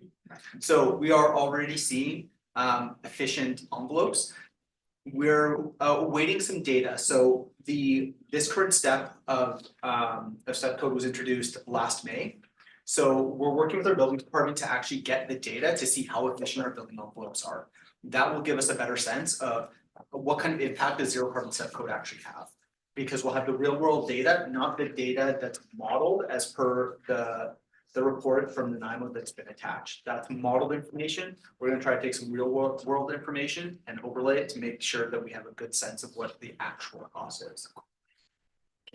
Okay. Councilor Perez, followed by Councilor. Thanks, and actually that last little bit was one of my questions, is like, we're only talking about new builds, so a new build is at a much more efficient space, and so when we talk about the 2 to 7%, is that only in current new builds, or is that just overall in like a 10-year build span? So my understanding is that's the annual cost for a new build. For a new build, okay, Yes. that's what one of my questions. The other question I have is for the mayor. At some point, are we gonna see the full report? Because this is just one piece of the things that the climate task force is working on. At some point, will there be like a full report, how these things are all working together? So it's a good question, and we had talked about this before. Do we just hear everything? And but there's so much information, we decided to break it up into groups, right? So this is just one piece. They'll be presenting retrofits, like rather than just giving you the whole report, but we can send it to you if that's what you want. Okay, that's a me thing. I like to see a whole report. I like to see how everything's working together instead of dealing with one-off pieces, because I like to look at the whole vision, even if we got the whole report first and then started tackling some of the pieces outside. That's just my preference. So whatever the committee Yeah, task force. I think it's I just want to finish Yeah. with that. I think it's important for you to be comfortable with everything. Where we want to be careful is if we had sent everything, right? People don't always read everything. And without having the luxury of this conversation, you can imagine the anecdotal and the rhetoric, and we see some of this happening already. So we want to make sure that we're able to explain each step as we go through it. However, if that's something that you require, then. Well, I think it's just for me, I'd like to see how it all fits together and how, at the end of the day, all of these pieces are gonna get us to our end goal. And how they're gonna work with each other to get us to the end goal. That's sort of an overarching sort of question for mine. I don't need an answer today. I'm gonna share it with you. I just wanna say, I do agree with Councillor Duke on the advocacy piece. We talk about quite often how advocacy is a big part of what we do in the work that we do, and I think it is important that we continue to keep that piece, and if you know, the building step code is going to happen, it's going to happen, like, we can't not do anything, it's gonna happen. Whether we do it sooner or later, I think is really what the question is, but if we are moving sooner, like many other communities in the Lower Mainland in particular, we do need to make sure we're doing that advocacy piece to make sure, A, that there is enough, that the province is providing enough electrical power to be able to shift, and also that we advocate with the provincial government around the cost of things. So I'm glad you raised that, because I think that's a really important piece to do. And the other thing I think when we talk about, like, it is important that we think about this conversations around new builds, and I finding it hard to just focus on new builds too, right? Like, I think about my own house and the cost, and I think about retrofits, because I think that's a really important piece. But on the new builds, and even when I think about the future and the new builds, like, the highest cost, I think, around the single family homes, it's very rare that we're gonna, like, moving forward, the single family home is really phasing its way out. We're one of the few communities that still build single family homes. So on a go forward basis, we are looking at more apartments, we are looking at more row homes and townhomes, like townhomes that are more together, which is where I think we see more of the operational costs are less higher, if that's my understanding. We lost Dan. I think that's accurate. Okay. The single Yeah. honest. So again, I'm like many around this table, like I am really, like I said, I've talked to a lot of folks, I've gone back and forth on this piece. But I don't disagree that, you know, for me today, I'm happy to move to the next step on this, understanding that there's a lot of other pieces before us, what comes back in with more data coming back to us. And more opportunities to ask questions. So at this point, I'm happy to move forward, but I do appreciate the flexibility piece, or that this isn't like we make a decision, the next time we see it is when the bylaws in front of us. That there are opportunities for that data to come back to us and continue this conversation, because I think it's an important conversation overall, and it's really important that the community understands why we're making these decisions, and that they have the information that they need. So a couple of things, we're not actually approving a bylaw today. No, we're giving direction to Yes. staff to create a bylaw, so Yes. we are giving direction today, and But we're not approving a bylaw. no, but we're Just- giving them direction. Yes. So basically, it's a philosophical direction, like we're saying, yes, we think we need to move this way, so. Yes, But there's still many opportunities for the data to be presented to us and for us to have further conversations on this. yeah, the whatever staff comes up with in a bylaw will come back to us. No, I know. And Yeah. then we can have our input on that. The other thing I wanna point out is, bear in mind that the city is working on a climate action roadmap. Now, we know in our discussions that would take a longer process. When are we anticipating that roadmap to come forward now? It's going to conclude at the end of March 2025, but we have an interim update in July. Right, so maybe explain, because I know when we had our first meeting, there was some confusion about that, like. Why do we have a task force when we're working on a roadmap? So maybe explain that, because I think that will feed into part of this conversation. So, taking that step back, again, it was those high value, high priority items that were very pertinent. So this was the opportunities that existed in the immediate future, that the task force could actually advance much more quickly. We recognize that mitigation, so reducing our carbon emissions, is going to be a component to the plan. Our building stock is one of the greatest emitters of GHG emissions. So the zero carbon step code plays into that. There's also the provincial requirement.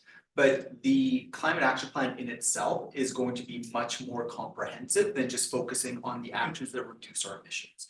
It's going to go into resilience measures against, it's a risk focused approach. So what are the actual impacts and what do we do about them? Anything to add on that, Brian? So let me give you an example that everyone gets tired of me using as an example. I'll come up with better examples.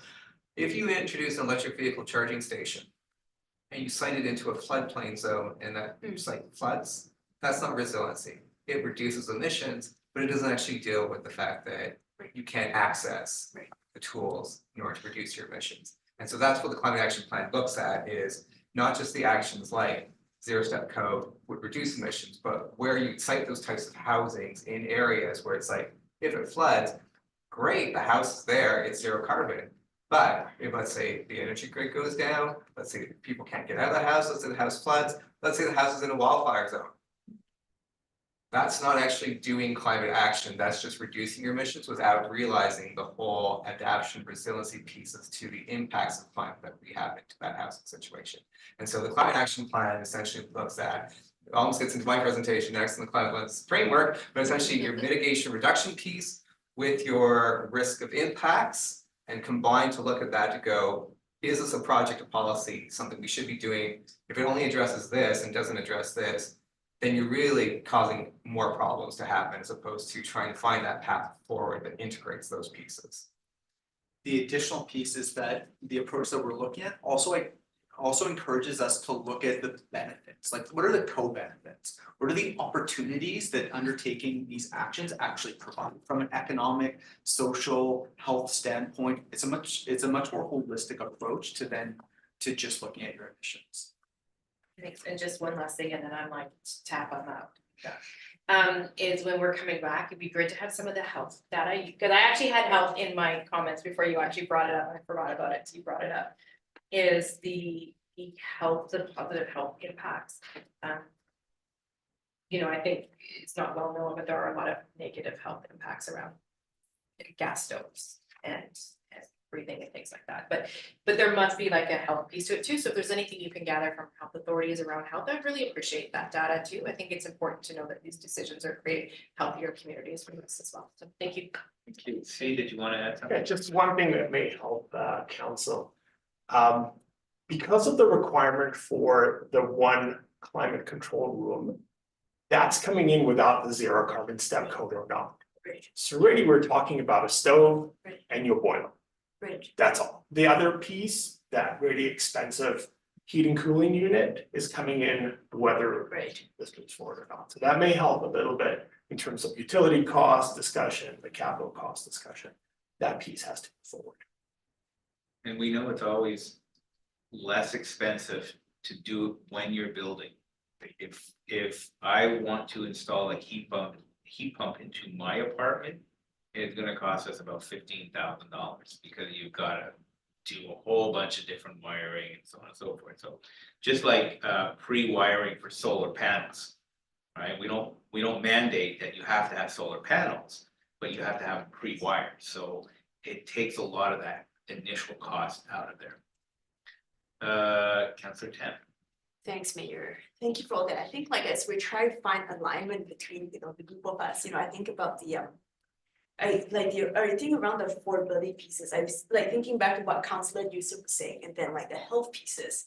And I think where we can all probably come to around the agreement to like the need for those to keep overall, it's almost like life cycle affordability, I think in mind for the homeowners or the renters. But whether we charge it to them, whether they get charged now or later when it's gonna get more expensive, and just to that health piece there, just not wanting to compromise like immediate cost savings. And I think probably just to think back to Councillor Yusuf's earlier point about upfront cost, I'm just thinking about like that can come at the downstream cost of other things to have, like that would just be a larger cost, like overall, just keeping all of that in mind. I think the other piece of alignment I'm finding is that I think we do need clarity around like the hydro pieces, and I'm really glad they're coming on the board. I'm saddened they couldn't come today, like it just makes sense, like they sent the letter, which is wonderful, but just if only they could show up today and then just talk us through, because I think it's important when like the developers say, well, it takes a long time to connect to your service as it is, now you want us to rely more on service like that, they're not there to answer those pieces, like it's just like seems like a gap in our like I just wish it was people here today. And I'm just thinking through like another piece I think Councillor Dewar brought up was around the heat pumps, and I think like it goes to show, I think like the work that we have to do as a government, like we're gonna put something like this in, it's like a lot of engagement, not just the developers, which staff are doing, and also like as we communicate this to the public, like I remember talking to folks who are installing heat pumps, and I think among contractors too, there's a lot of like, you need to install a heat pump, then you install a furnace, but make sure you install the furnace as well. And you're like, hold on, wait a minute, like they're the same, like you're making it pay for the same piece of equipment twice, right? I guess it's kind of like, I wonder, like kind of makes like, I don't know, just like there's this sense that we're definitely not the first penguin, we're the middle of the pack penguin. But it's like, there's this, like, I think it's a society, we're moving, it almost strikes me like the EV question, we're moving to a point where people are like grappling their heads, like, what is an EV, like, how do I charge this thing, you know, I think it's kind of the same questions, but I think we're all kind of moving in that same direction. So I think there's a bunch of maybe consumer awareness to be done about what heat pumps are and like how, and like sort of consumer confidence building, not entirely our job as a city, but like I think we're good. I'm curious what the provincial implementation court has to say about this. Those are my thoughts on that. I have questions around the timeline. If staff could walk us through. I see two things. One, I see in the staff recommendation that there's only EL3 in the staff recommendation. It's not mentioned of 4. So that's one thing. And then could you walk me through the formal council direction, building code, actual change? What does that all look like? So I'll refer you to, if you have your council report open, the Yes. very last attachment actually outlines the timeframe to some degree. Okay, Essentially, what we're doing is we're working 6 months backwards from any, it's the very last page, my apologies.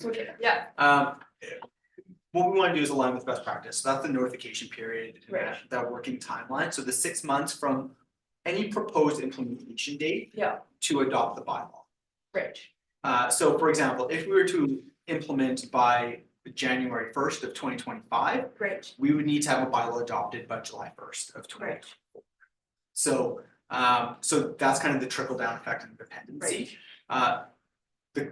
Because we are proposing to Yeah. hoping to participate in the cohort, that's a 6-month time frame great, plus the additional 6 months for the waiting Right. period after we adopt the bylaw. great. So that gives us a 1-year period, and Right. so that's essentially July to July, or June to July kind of thing.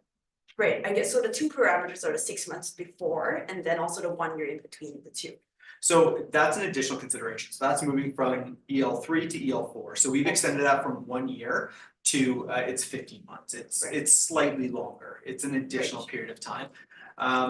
What we wanted to do was actually get the first step in there, the EL3 into the building bylaw, get direction to do that. Great.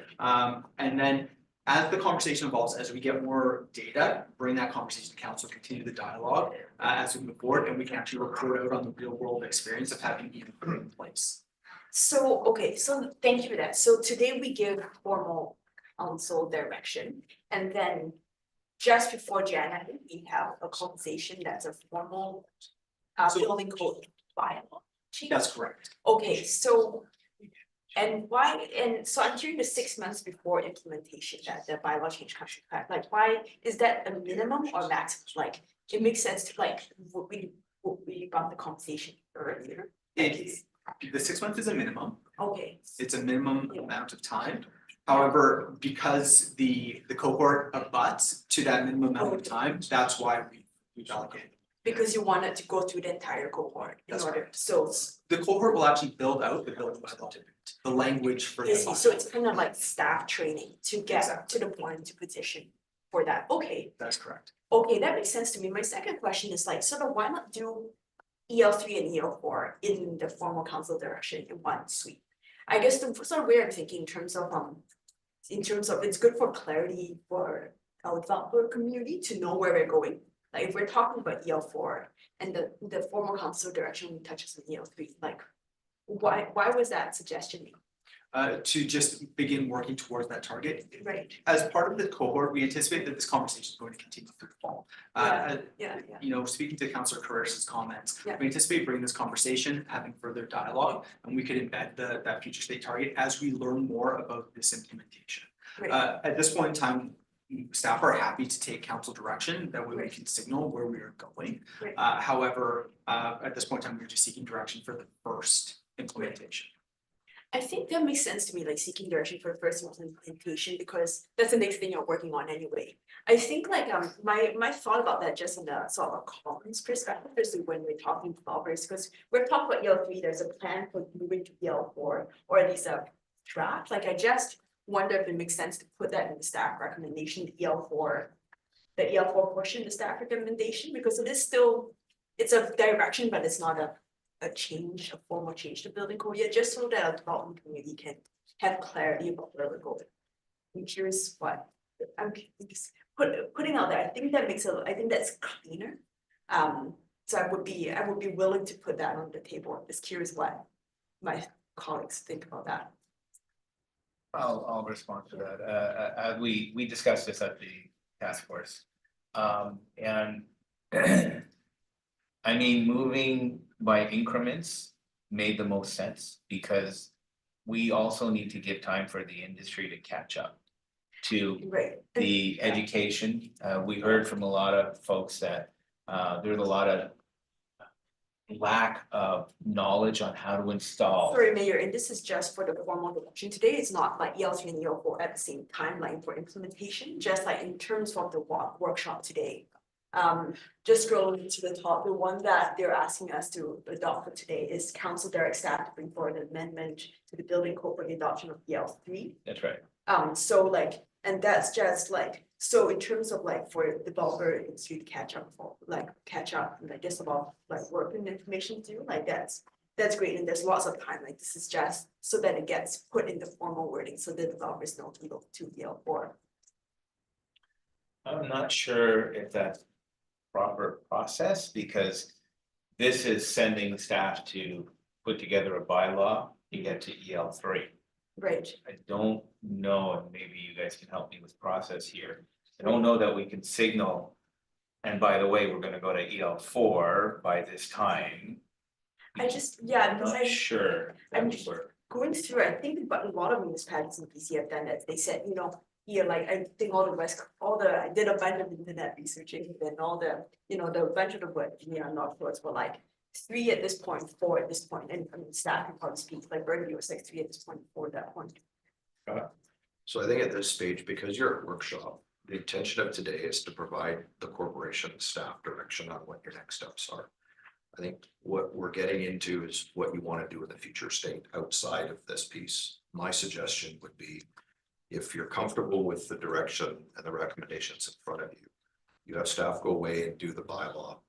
When it comes back for adoption, it's at that point that you ask it to be reviewed with EL4 at that future date, which then triggers internally corporately for us to bring back another set of directions based on that timeline that you're talking about, Councillor Tan. And I think that sends the tone and the message, not only staff, but also industry, ensuring that the bylaw is then advanced at that next piece, not necessarily sending it at workshop, which is going to confuse the process. I think it's cleaner to do at EL3 today, which then when you bring it forward for adoption at your regular council meeting, it's at that point that we would put a recommendation forward to council that this be reviewed and amended to EL4 based on that date and that standard. Right, I totally see, I see your point there, Mr. Hartman, about sort of cleanliness of this, that, and sort of moving forward at this stage. I know I've seen other municipalities do it different ways, and I just like trying to go for a regional alignment here so that we don't stick out as like the sort of thumb of, you know, thinking about doing something in the future, but not giving clear direction to the development industry. So I think I'm willing to rest this point as long as, like, you know, as when we talk, I guess when developers call us, that we're able to say, and when developers talk to like our women in the planning team, that we're able to say, hey, this is the conversation staff had, just so that no one's caught off guard. I think it's an important thing for building trust with the industry. I'm just wondering if I can just respond just to that piece real quick. Yeah. Before we move on, I'm sorry, I just, though it may not be technically in here, the report and the discussion today is really signaling those 2 steps. So even if it's not, and for clarity or peace, but I think when it comes to the development community or anything, or we're talking, it's in the report, and I think that's the direction that we're giving, even if it's not, if the cleaner legislative approach is this. Yeah. That's the only thing I wanted to say, is I think the report is very clear, and the direction we're giving staff is clear on that. So, Yeah, I guess that makes sense. Yeah, I'm sorry, I can totally see that as an approach. Yeah.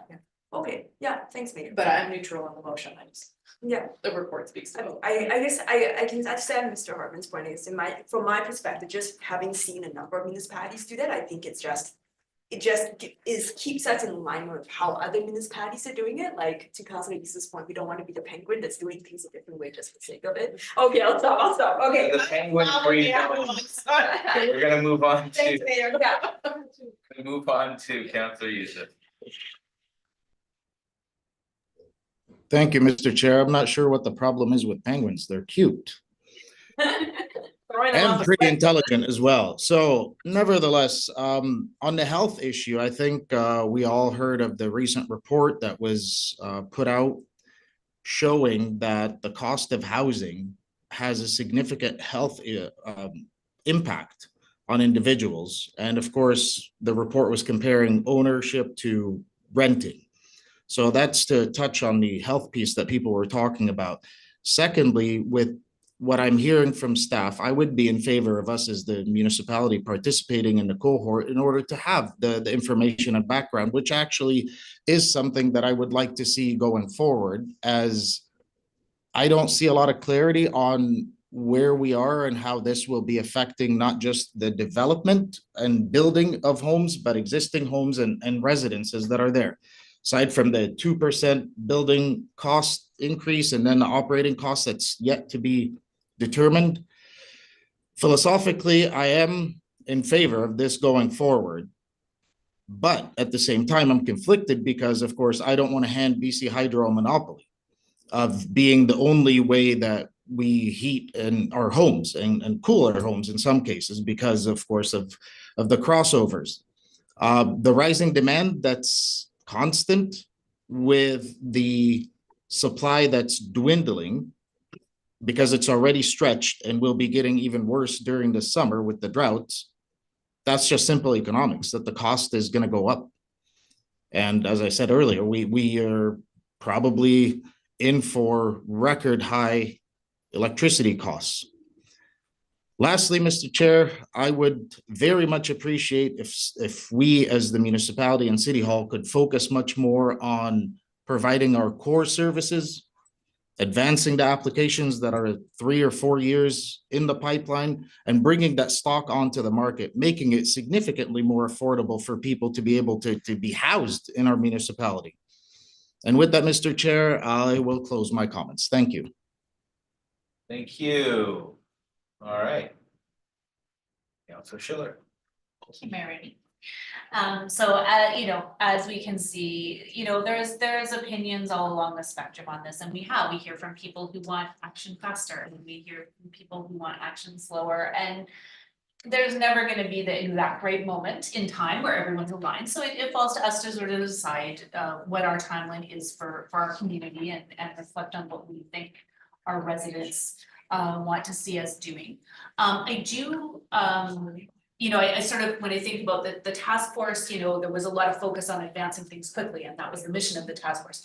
Now we've listened to, you know, the industry and the stakeholders, and we're kind of saying, okay, maybe that was too ambitious. We're going to reflect what we've heard and make sure that we're doing this right. And I appreciate that work that staff has done, and I'm happy to support the, you know, the delayed timeline that's here. I do want to make sure though that we're not losing that piece around the EL4, because that was the work that the task force did, that they had timelines for EL3 and EL4. So I appreciate, like, we're updating our bylaw if that's EL3, but certainly my expectation is when the bylaw update comes to council, that we have a separate motion then that explains how we are moving to EL4 and the timing around that, because I think our developer community tells us they want certainty, and I think we need to be clear about the direction that we're going in and where that puts us. So thank you all for the discussion. Perfect. Thank you very much. Seeing how there's no further comments, we have a recommendation in front of us that council direct staff to bring forward an amendment to the Maple Ridge Building Bylaw number 6925/2012 for adoption of EL3 at the zero carbon step code for all residential buildings to be in effect July 1st, 2025. Can I get a motion for this? Moved by Councilor Schiller, seconded by Councilor Tan. Final question, go ahead. So to the motion, when will council be provided an update of the group that you're going to participate with, and then potential discussions with the development community? So, to the chair, Councilor Dewar, once we have certainty that we're on the cohort and we have the time frame, then we'll find the natural points to bring valuable updates to council throughout that process.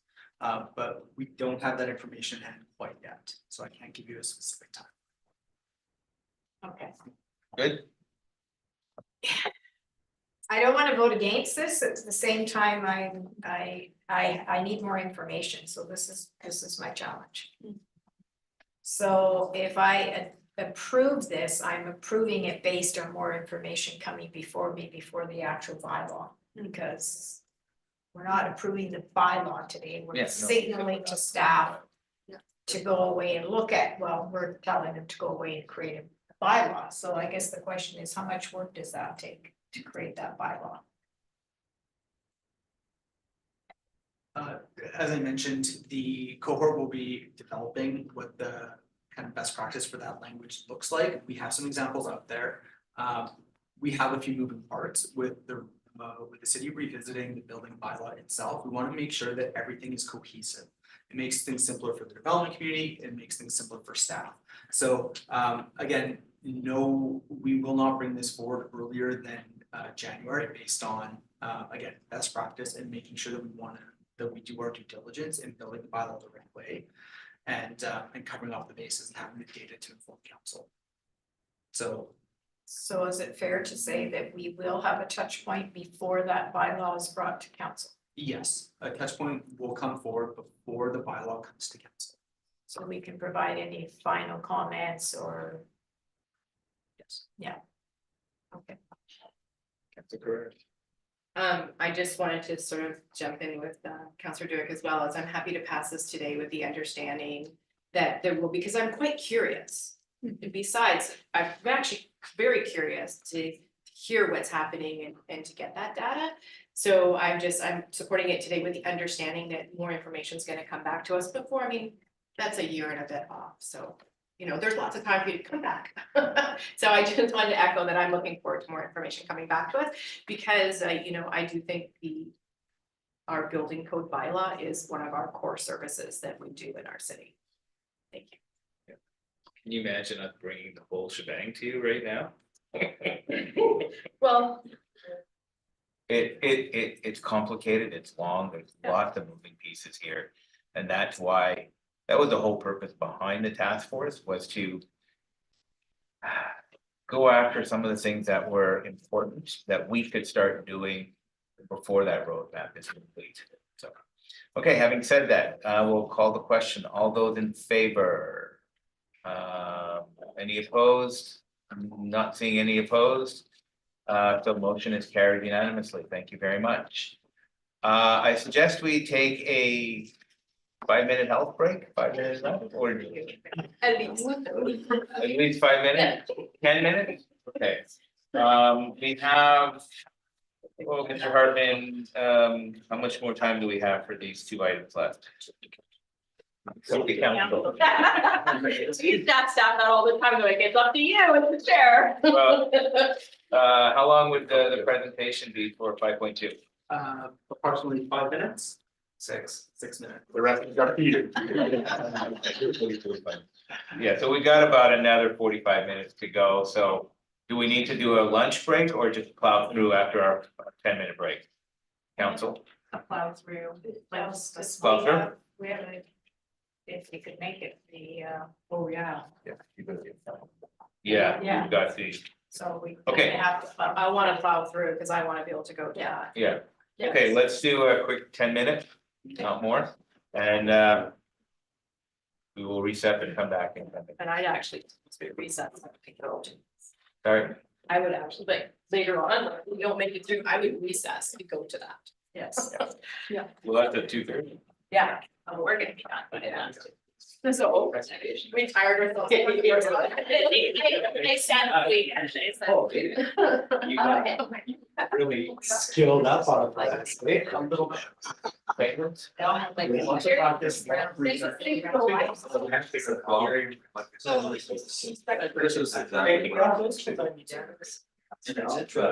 Feels like a week.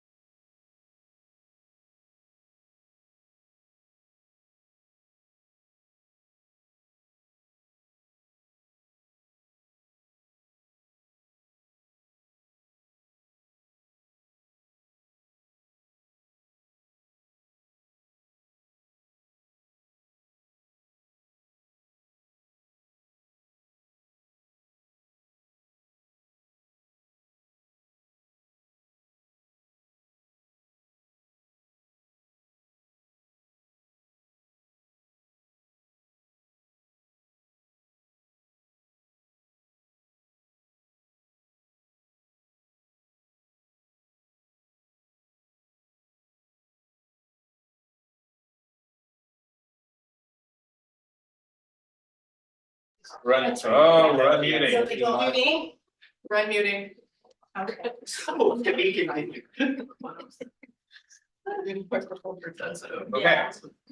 we're all back. Just for, okay. We'll reconvene our meeting.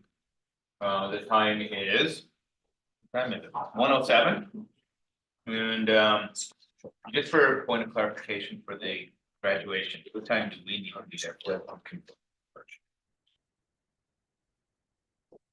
Want to make sure that we all have the opportunity.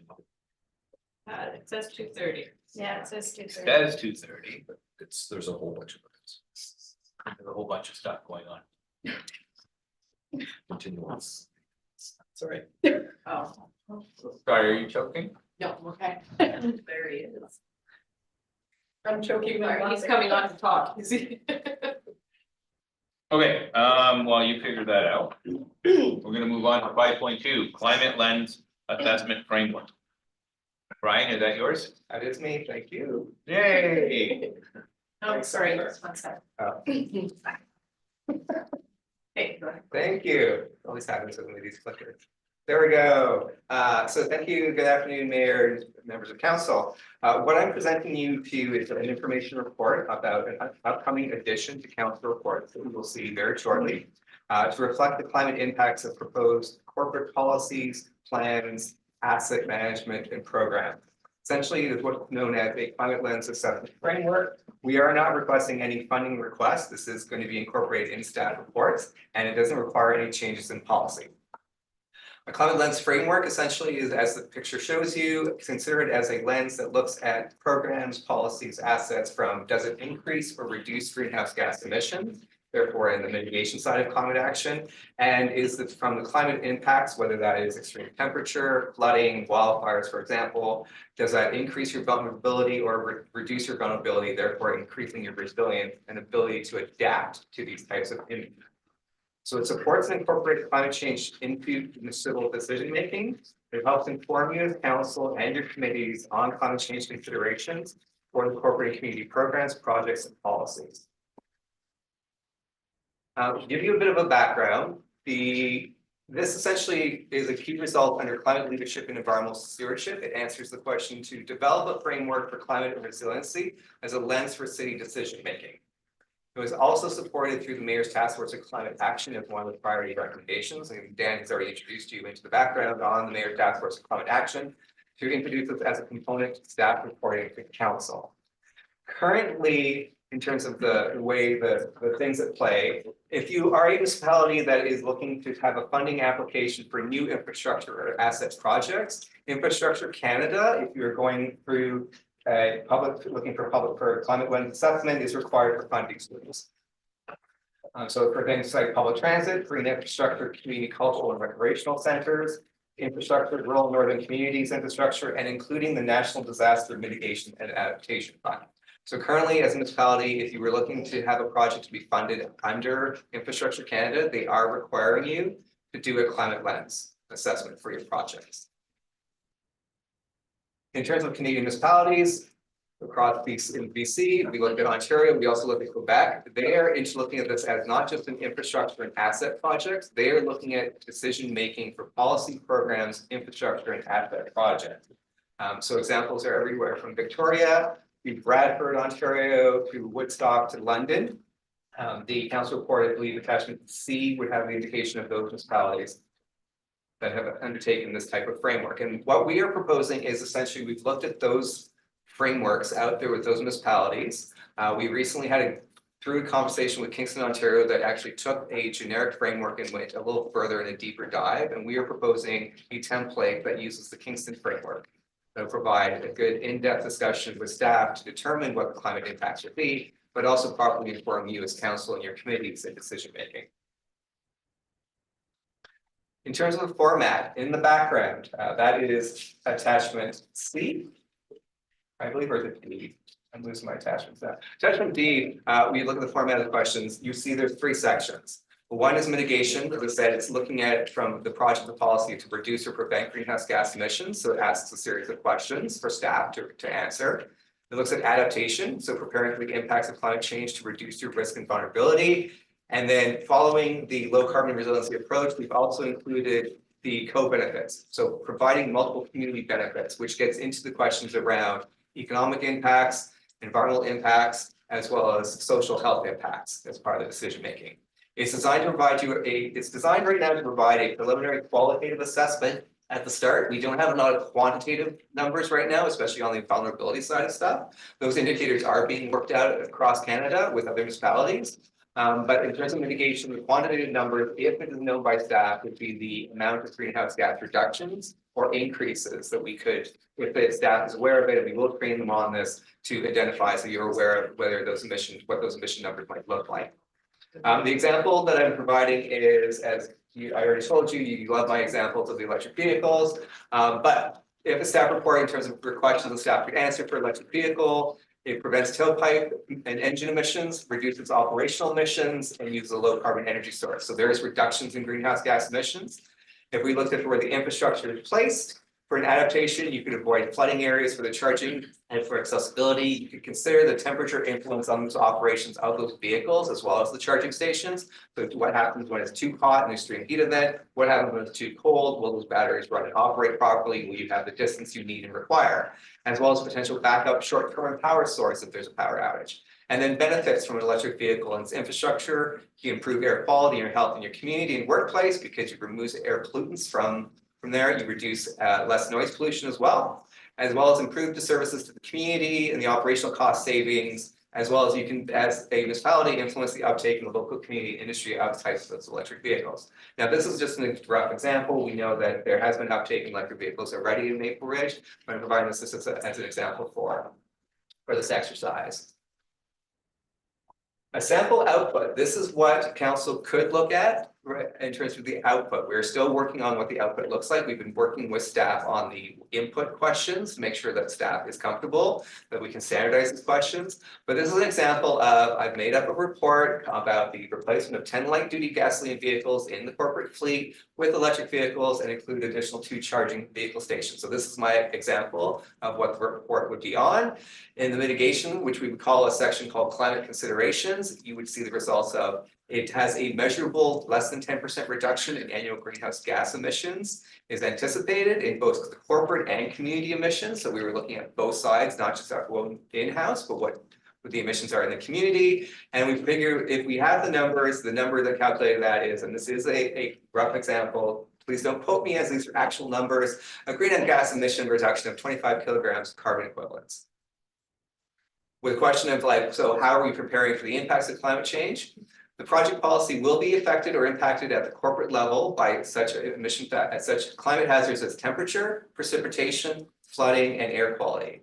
The project does consider its fleet operations and services impacted by the heat and cold temperatures and heavy precipitation. So the usage of those in those temperature extremes where the chargers and fleets are located are not cited in a flood hazard area. The air quality emissions by gasoline are reduced by the use of electric fleet, improving worker health and air quality in the community. And so this would be the type of text you would see that would help to inform those decisions. The tougher one will be in terms of the benefits. So how do we discuss we are providing multiple community benefits as part of this work? So we are looking at social factors, economic factors, and environmental factors. These are examples of things that we'd ask staff to look at. And then if the output shows a check mark, that would show that yes, it does address that community benefit. And then we ask staff if they could alleviate some information for you as council and committees on what that looks like. So very high level. Social, it would improve the air quality and health in the community and to employees. So it prevents or lowers emissions and air pollutants. The economic, there's operational cost savings through fuel reduction and efficiency in the maintenance and operations of these vehicles. But also we've been noting that there's been funding granted through federal grant for purchasing. And then on the environmental side, we're looking at improving the air quality. It lowers, prevents greenhouse gas emissions, and there's less noise pollution. And again, as I indicated, these is a sample of what the output would look like for the climate considerations section of the staff report. The proposed introduction, we are looking at a phased-in introduction of this, fundamentally because we want to look at it from a fundamental discussion with staff, from the clarifying their understanding of what climate change is, how they do emission, how they can calculate emission reductions, but more importantly, how those climate impacts, what they are and what that means for their projects and policies. We would moving this from a fundamental to a more comprehensive climate impact assessment to ensure successful adoption. We integrate it into a simplified process. We're creating strong foundation and enabling additional criteria and quantitative requirements to be added to the climate lens as that information is available, so we're not overwhelming staff and yourself as council. So our first phase is proposed is we would be introducing these considerations section into the climate change into council reports in Q3 of 2024. We have started to have staff beginning from Q3 2024 to Q1 2025. We would have staff beginning to incorporate this lens into the new projects, programs, and policies being brought forth to council. We've been informing this by a first round of ongoing consultations with departments, and this engagement has begun. So we are actually having a number of departments, both community planning, engineering, and operations right now, as well as emergency services, are test piloting 2 templates in terms of the background. So what I showed you in terms of the input is what they're testing to see which one would be much more palatable for right now for a first phase. We have continual education and training on the application and usage. So examples would be provided to staff and to council as to here's projects that would both have a mitigation and adaptation component. Some projects may only have an adaptation component, not a mitigation component, but we can provide those examples so that there's a better understanding of what this information is and how staff and council can use to interpret the information provided. And we then would move into phase 2. Phase 2 is where we further refine the climate lens assessment. So phase 2 is Q2 of 2025 to Q1 of 2026. The reason we'd be doing a phase 2 is we also, because we are doing a climate change action plan currently, which would be completed in March of 2025, we want to embed the recommendations from that climate action plan into the framework. So what we're going on right now is it's kind of working in parallel, and the first phase is the information that we will be shown to as council in July from our consultants as to here's what the greenhouse gas emissions baseline looks like, here's what the climate hazards look like currently, and then moving into the phase 1, once that plan is completed, it'll be more robust information and working with our staff to say here's what those impacts would look like, as well as the risks. How do we incorporate that into your projects, your policies to put forth to council, so that you're confident that staff has been looking at these components and saying, yes, we are considering these aspects. And then again, we're doing a second round of ongoing consultation with the departments involved. We expand the scope as to the departments involved. So looking at parks and recreation, potentially looking at development planning, potentially even looking at finance and HR. The education training on application usage will all continue, and we're going to be focusing more on quantitative requirements. So as this moves forward, if there's more, right now we know we can show people how to do greenhouse gas calculations, but getting into what those risk calculations might look like, that is the parts that we need to work in terms of developing metrics. We will be, of course, also having a playbook resource. So how to use the climate rate framework as a tool to provide the ongoing reference, provide the context, and answer any key questions, and outline the process as well for authoring examples so the tool itself can be used effectively by staff. And any questions? Thanks for the presentation. There is no recommendation here. This is just for information purposes.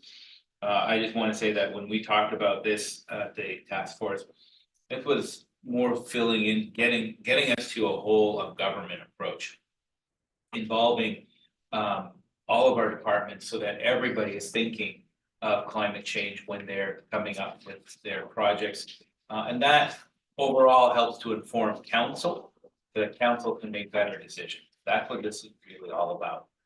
If we're not focusing on these areas, then we don't necessarily know what the impacts of this. So this is why we thought it was very important to move forward with it.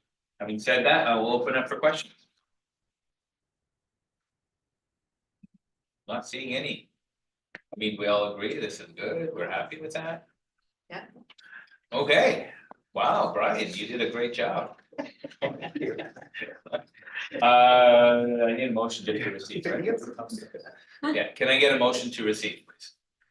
Moved by Councillor Carrera, seconded by Councillor Schiller. All those in favor? Motion is unanimous. Thank you very much. We're gonna move on to the next item, 5.3. Lumon? Lumon window? Look at you go. Yeah, I take that out. I've been here long enough. Lululemon. Thank you.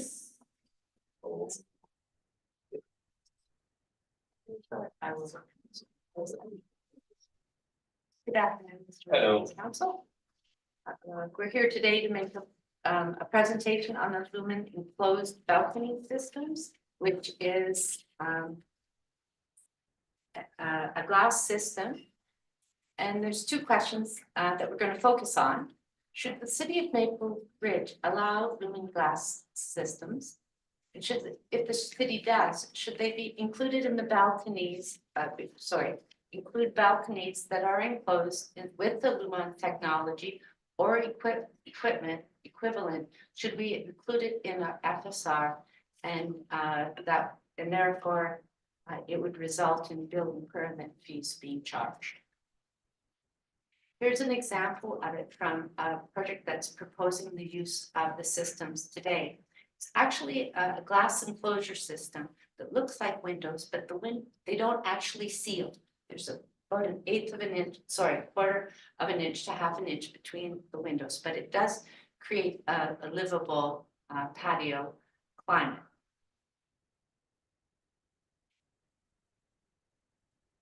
It creates living space. It develops a frameless retractable glass system, and it provides weather protection when needed without fully enclosing the balcony, so it doesn't become under the BC building code. Every time I pick this up, there are pros and cons to enclosing balconies, so we'll talk about pros first. It allows buffering against unfavorable conditions, such as weather, the weather, but also outdoor noise and traffic. It provides year-round enjoyment for the users and encourages the use of private space both in summer and in the winter time. You often see the heaters on the patios or on the balconies when they're using this type of a system. It creates additional affordable usable floor space, which is semi-enclosed for homeowners. Okay, some of the cons. The aesthetics can result in the change of the appearance of a largely massed building, such as apartment building, which reduces the articulation of the building. It also produces, so I can't see that far. This is better. I feel you. Brown glasses. It allows people to convert habitable space, which sometimes can be used for inappropriate uses. Such things as home office extensions and living rooms are quite nice, but it can also be used for children's play areas, which can also become storage areas on the first floor of an apartment building. Can be not very aesthetic. It can also present safety concerns in regards to having barbecues, space heaters, and other items.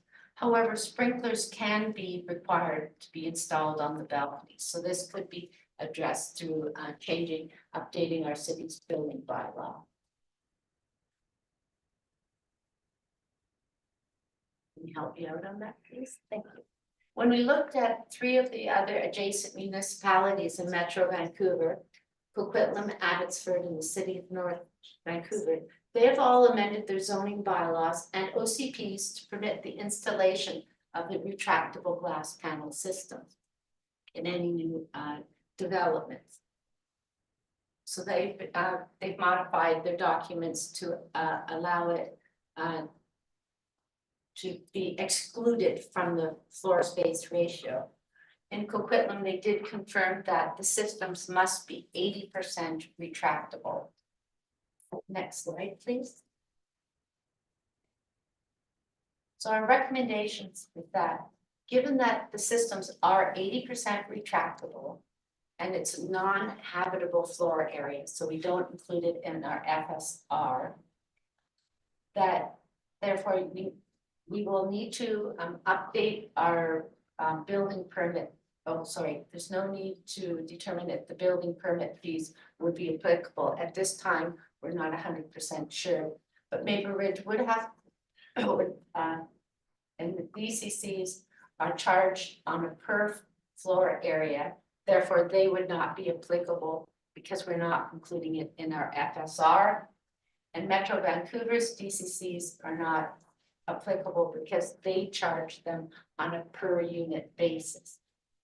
So we're recommending that staff be instructed to amend the OCP as required and make minor amendments to the zoning bylaw and the building bylaw to permit the Lumon systems or equivalents. And we're available for any questions. Thank you. Can we leave the recommendations up there, please? I have questions, but we'll start off with Councilor Carreras. So you just sort of looked at 3 cities, but there's a lot more cities that allow this. That The township, I know for sure, because I've seen it. Yes. And so are there any cities outside of us that don't allow it? No, we checked on 5. Oh, that don't allow That it. don't allow it. Not that I'm aware So we're the only outlier. of. There's a few other people that just, But it we're hasn't in come up yet, right? We haven't We're in had the it. minority. Yes. Yeah. Okay, I mean, I'm fine with the recommendations. It's not floor space. It's only really 3 season. I'm not particularly worried about, as we move to smaller spaces. I'm not particularly worried about unsightly balconies because we have that already, whether you enclose it or not. People use it as storage. The sprinkler system with the barbecues, what is different? Obviously the gas portion of it. But what would be different in a fire aspect between the balcony now with a barbecue or a heating lamp and an enclosed balcony? There's not a large amount of difference other than people tend to put more material on the balcony when it's enclosed. Okay, so that's a little different. Yeah, I'm not opposed to it. Thanks. Councilor Dewitt. Thank you. I think it's a great recommendation as more and more families or whether that's a family of 2 or a family with children or moving into these types of spaces, anything that we can provide for them that's outdoor space, and because of our weather elements, being able to close the glass is a plus in my opinion, and it allows them to get out and get some air without getting soaking wet at the same time. So and I appreciate what Councilor Carreras' question, because that was mine. I think it's just, as you say, because it's somewhat enclosed, they maybe have more stuff. Right, but hopefully common sense will prevail. Or strata laws. That too. Strata, a lot of strata don't allow you to have barbecues on their patios to Yeah. begin with. That's true, yeah. Go ahead, Councilor Tan. Thanks, Mayor.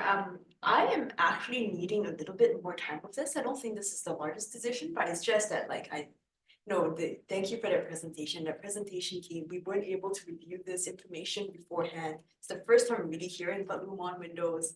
I'm understanding that's affecting DCC calculations. It's also affecting residential floor space to some degree, that it might be a 3.5 season. So I see that that's wonderful that families can have a breathing space that's a little bit covered. But I'm just needing a little more like time and space with this. So I wonder if there's if it's possible to have a staff report on this, or for this to come back to us at some other time. So with respect to this, because this is being brought to a workshop, the intention today is to just solicit if there's any really big red flags. We have an incoming application that is proposed in this system. So the recommendation in front of you is not for council's approval. It's to get a sense of direction from council that we're going to amend the bylaws and include these pieces, which then allows you to further discuss it, think about it, and then you're actually going to have to approve it as we update the bylaws and the processes internally to allow this to happen. So the decision today isn't approving this. The decision today is allowing staff to go and suggest future changes to the bylaw that will come back to council, because you're going to need to approve the amendments to the OCP, the amendments to the zoning bylaw, and the amendment to the building bylaw. So you're gonna have 3 more decisions you're gonna need to make in a regular committee of the whole, which allows you to ask a lot more questions, a lot more time, which will come with a subsequent staff report before you actually approve installation of these pieces. But there's an incoming application, and that's why it's timely for Right. us to know if you're even interested to have a further conversation. The further conversation is around the 3 amendments you need to make to our bylaws.